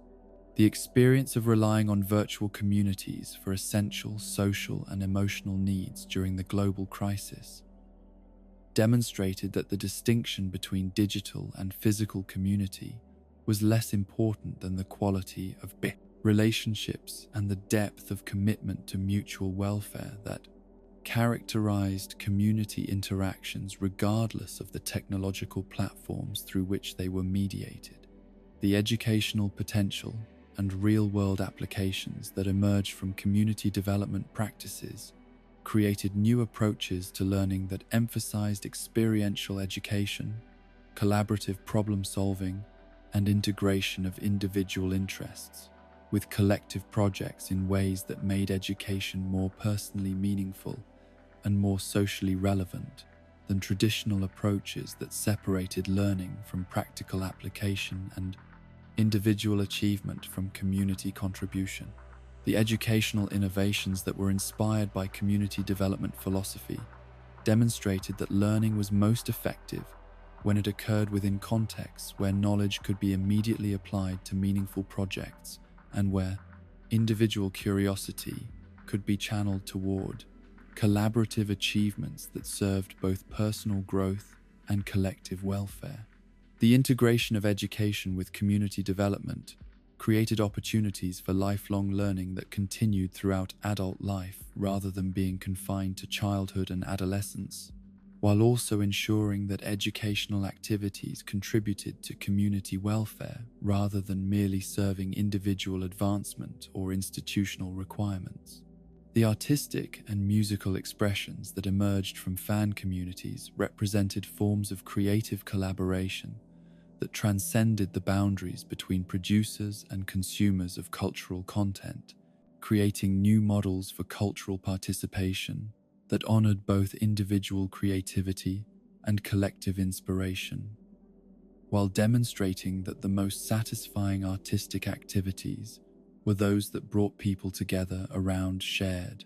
aesthetic experiences and collaborative creative projects. The fan communities became laboratories for new forms of cultural democracy that gave ordinary people opportunities to contribute to the creation of beauty and meaning, rather than merely consuming cultural products created by professional artists and commercial entertainment industries. The creative collaborations that flourished within fan communities demonstrated that artistic talent and creative vision were much more widely distributed than conventional cultural institutions had assumed. The music, visual art, writing, and other creative expressions that emerged from community-inspired fan activities created new forms of cultural wealth that belonged to entire communities, rather than individual creators or commercial enterprises, demonstrating alternative approaches to intellectual property and creative ownership that prioritized sharing and collaboration over individual accumulation and commercial exploitation. The therapeutic uses and mental health benefits that became apparent through community participation provided evidence for approaches to emotional well-being and psychological healing that emphasized social connection, meaningful activity, and environmental beauty over clinical intervention and pharmaceutical treatment as primary strategies for addressing mental health challenges and emotional difficulties. The communities became demonstration projects for preventive approaches to mental health that focused on creating social environments and activity patterns that naturally supported emotional well-being rather than treating psychological distress as individual pathology requiring specialized professional intervention. The therapeutic benefits of community participation were most apparent in the improved mood, increased sense of purpose, and enhanced social connection that characterized regular participants. The integration of mental health support into the fabric of daily community life created models for addressing emotional difficulties through increased social support and enhanced opportunities for meaningful contribution rather than through isolation and specialized treatment that separated struggling individuals from their normal social contexts and support networks. The environmental consciousness that was embedded throughout community development philosophy created new approaches to ecological stewardship and sustainable living that demonstrated the compatibility between human flourishing and environmental protection when development was guided by long-term thinking and genuine concern for the welfare of future generations and other forms of life that shared planetary ecosystems. The communities became models for sustainable development that showed how human settlements could enhance rather than degrade their natural environments when they were designed according to principles that valued ecological balance and environmental beauty as essential components of human well-being, rather than obstacles to economic growth and technological progress. The environmental education that occurred through direct participation in community life created deeper understanding of ecological relationships and stronger commitment to environmental stewardship than abstract knowledge about environmental issues could provide, demonstrating that people were most likely to adopt sustainable behaviors when they had direct experience of the benefits that came from living in harmony with natural systems. The vision of what the future might hold for this ever-growing network of interconnected communities suggested possibilities for human social organization that transcended many of the limitations and conflicts that had characterized previous approaches to community development and social cooperation. The success of voluntary association and collaborative governance at multiple scales and in diverse contexts indicated that these principles could be applied to address challenges that extended far beyond the boundaries of individual communities. The potential for scaling community development principles to address regional, national, and global challenges suggested that the insights gained from local experimentation could contribute to solutions for problems that required cooperation across much larger populations. and more diverse cultural contexts than had been involved in the original community development projects. The international networks that were beginning to emerge from connections between different communities created possibilities for cultural exchange and collaborative problem-solving that could address challenges that no individual community could handle alone, while maintaining the human scale and personal relationships that made community life emotionally satisfying and socially sustainable. The timeless appeal of kindness as a foundational principle for social organization represented perhaps the most important insight that emerged from all the experimentation in community development: the recognition that human beings possessed innate capacities for cooperation and mutual support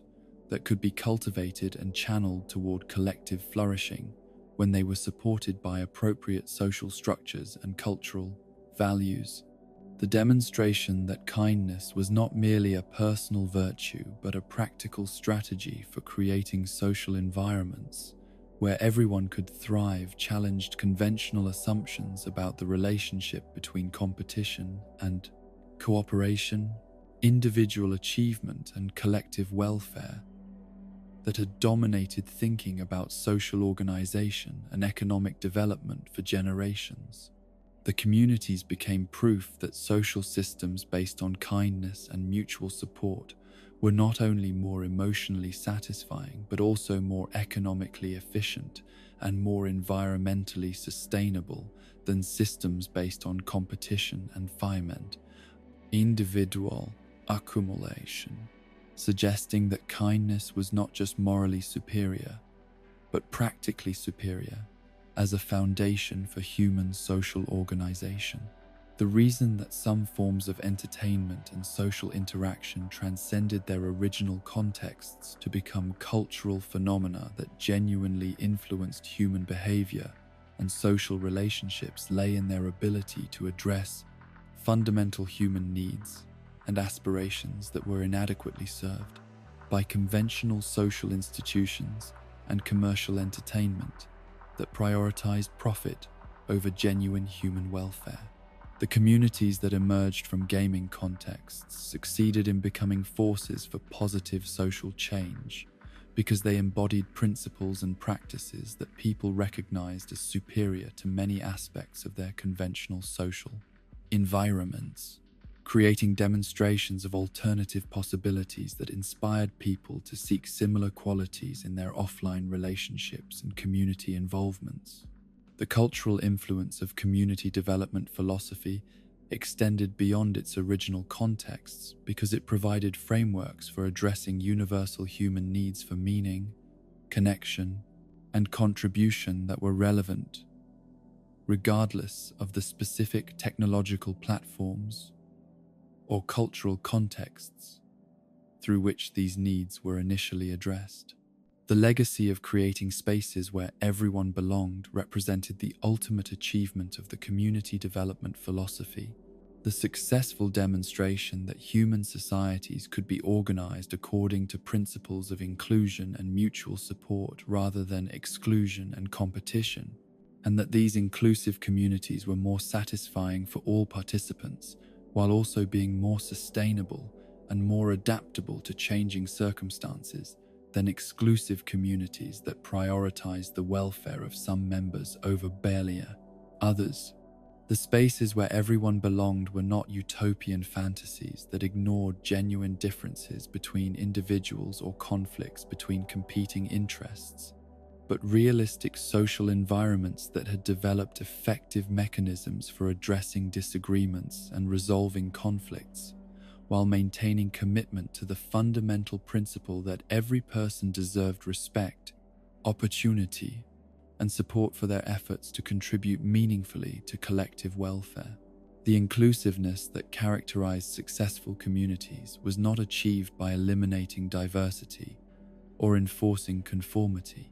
but by creating social structures and cultural values that could accommodate and celebrate differences while maintaining enough shared commitment to common purposes and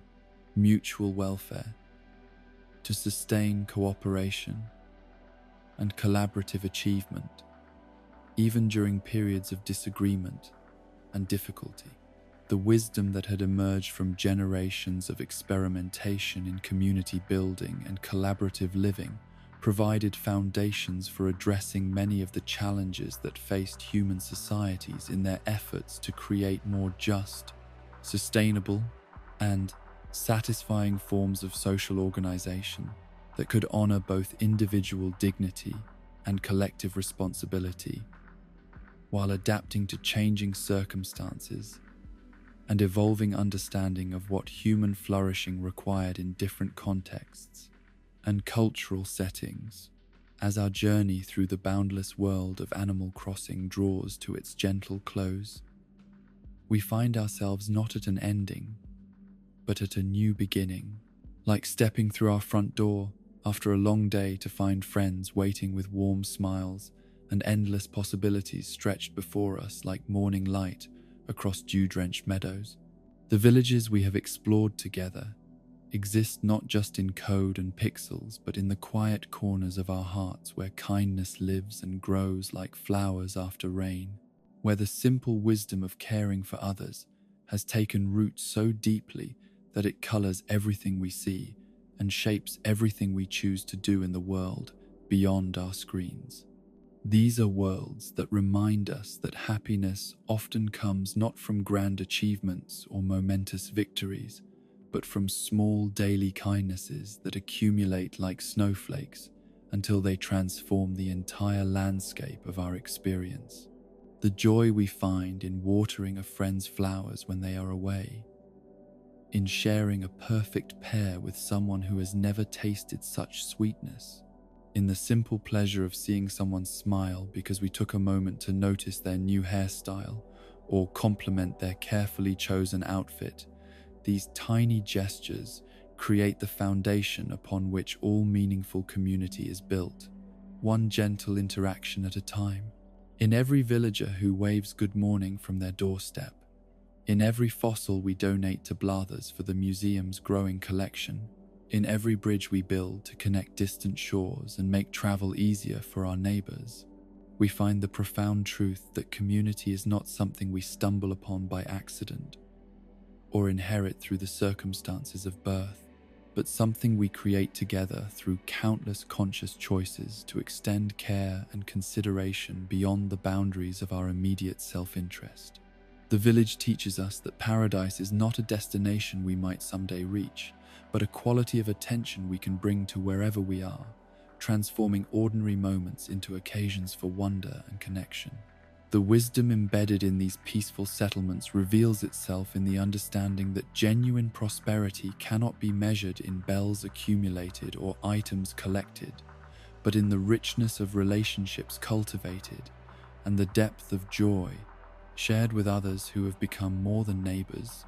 who have become friends whose happiness enhances our own, and whose struggles call forth our natural impulse to help and support and encourage. The true wealth of any community lies not in its material resources, but in the willingness of its members to invest their time and attention in each other's well-being, creating networks of mutual care that make everyone stronger and more resilient. The seasonal rhythms that govern village life teach us about the beauty of cycles and change, about the way that accepting the natural flow of time can bring a peace that resistance and hurry can never provide. Spring's gentle emergence from winter's rest reminds us that new beginnings are always possible,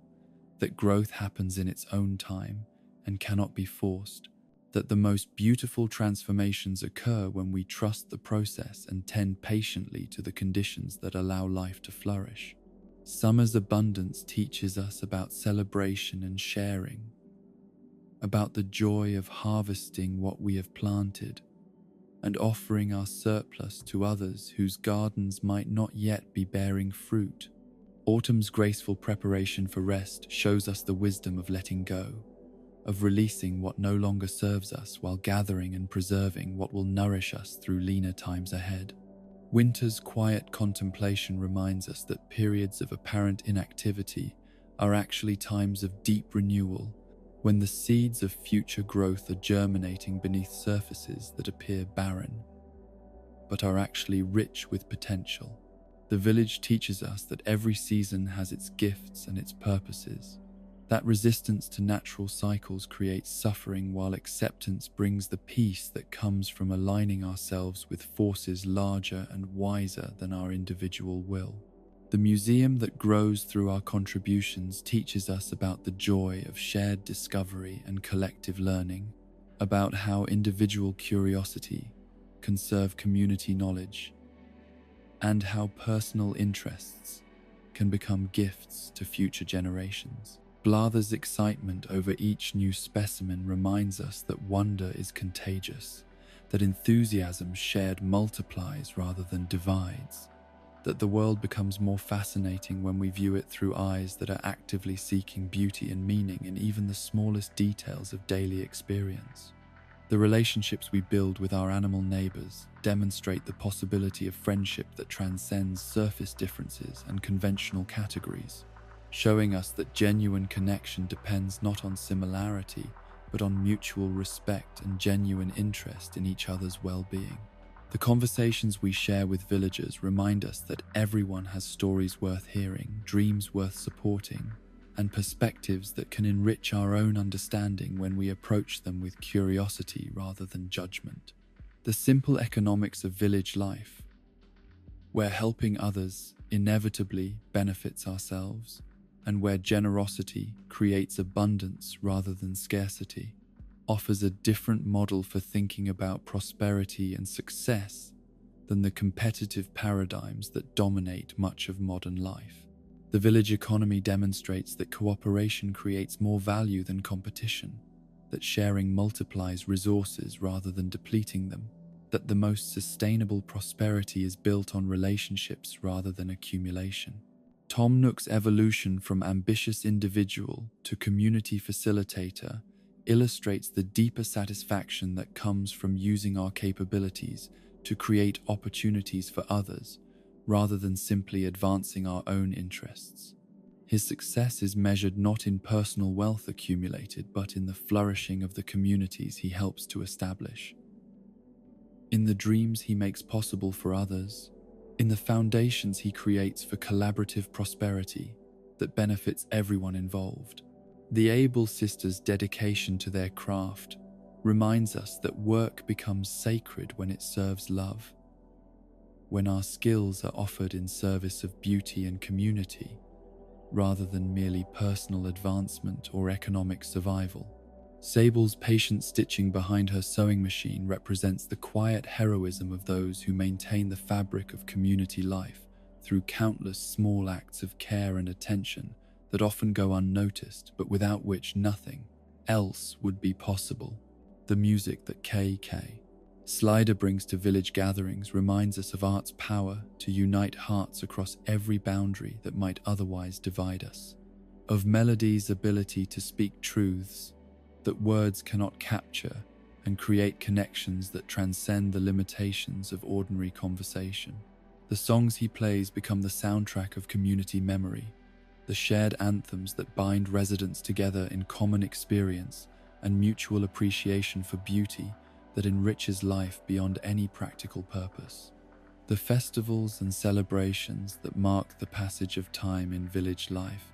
demonstrate the importance of ritual and ceremony in creating meaning from the raw material of daily experience,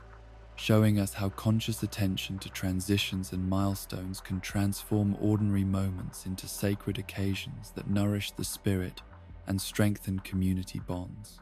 The bug-off competitions and fishing tournaments remind us that friendly competition can bring out the best in everyone when it occurs within a context of mutual support and shared celebration of each other's achievements.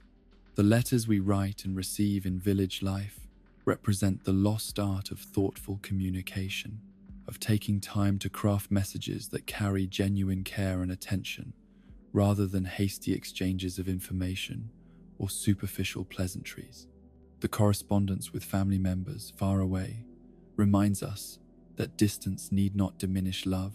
that relationships can be sustained and even deepened through the deliberate cultivation of connection across space and time.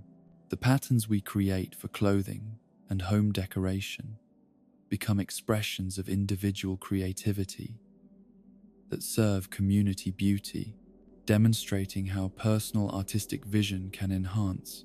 rather than compete with collective aesthetics when it is guided by consideration for others and appreciation for harmony. The custom designs that residents share with each other illustrate the generosity of creative spirits who understand that beauty multiplies when it is offered freely rather than hoarded as personal possession. The archaeological discoveries that emerge from the earth beneath our feet remind us that we are part of long histories that extend far beyond our individual lifetimes, that the ground we walk on holds stories of countless lives that came before us and will influence countless lives that will come after we are gone. The fossils we uncover connect us to vast evolutionary processes that put our daily concerns into cosmic perspective, while simultaneously affirming the precious uniqueness of every moment of conscious life. The fishing that teaches us patience, and the bug catching that develops our observation skills, represent forms of meditation that use simple activities to cultivate qualities of mind and heart that serve us well in every aspect of life. The quiet concentration required to succeed at these pursuits creates space for the deeper reflection that is often crowded out by the noise and hurry of modern existence, offering opportunities for the soul to breathe and expand in rhythm with natural processes that operate on scales much larger than human ambition. The constellations we create in village skies become metaphors for the human capacity to find meaning and beauty in apparent randomness, to create stories that connect scattered experiences into coherent narratives that give purpose and direction to our journey through life. The stars we name and the patterns we trace remind us that we are active participants in creating the meaning we discover in existence. That significance emerges through the attention we bring to the raw material of experience, rather than being imposed from outside by authorities or institutions. The flowers we plant and tend teach us about nurturing and growth, about the patience required to create beauty, and the satisfaction that comes from caring for living things that depend on our consistent attention for their flourishing. The gardens we create become expressions of hope, made visible, tangible demonstrations of our faith that tomorrow will come, and that our efforts today can contribute to a more beautiful world for ourselves and others to enjoy. The friendships that develop slowly through countless small interactions demonstrate the organic process by which strangers become neighbors and neighbors become friends whose presence enriches our lives in ways we could never have anticipated or planned. The villagers who move away teach us about impermanence and letting go, while the new arrivals remind us that every ending creates space for new beginnings, that loss and discovery are partners in the dance of life that keeps communities vital and growing. So as you drift towards sleep, carry with you the wisdom of these peaceful villages where every sunrise brings new opportunities for wonder and kindness, where the rhythms of natural time create space for the soul to breathe and grow, where friendship transcends all boundaries of species or circumstance, to create bonds based on genuine care and mutual appreciation. Let the gentle philosophy of village life infuse your dreams with the understanding that paradise is not a place we must seek, but a quality of attention we can cultivate wherever we are, transforming ordinary moments into occasions for gratitude and connection. The village lives on, eternal and welcoming, in every act of kindness we choose to share with the world. In every moment we pause to appreciate beauty that costs nothing but attention. In every gesture of care we extend to others who share this brief and precious journey through time and space. The crossing between worlds is always available to us. The bridge between what is and what could be. The pathway from isolation to community, from scarcity to abundance, from fear to love. Rest now in the knowledge that somewhere, always, The village is waiting with doors open and friends ready to welcome you home to yourself, to the part of you that knows without question that we are all connected,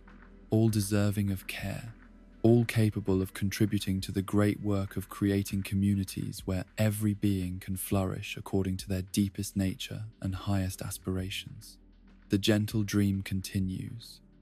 and you are part of its eternal unfolding.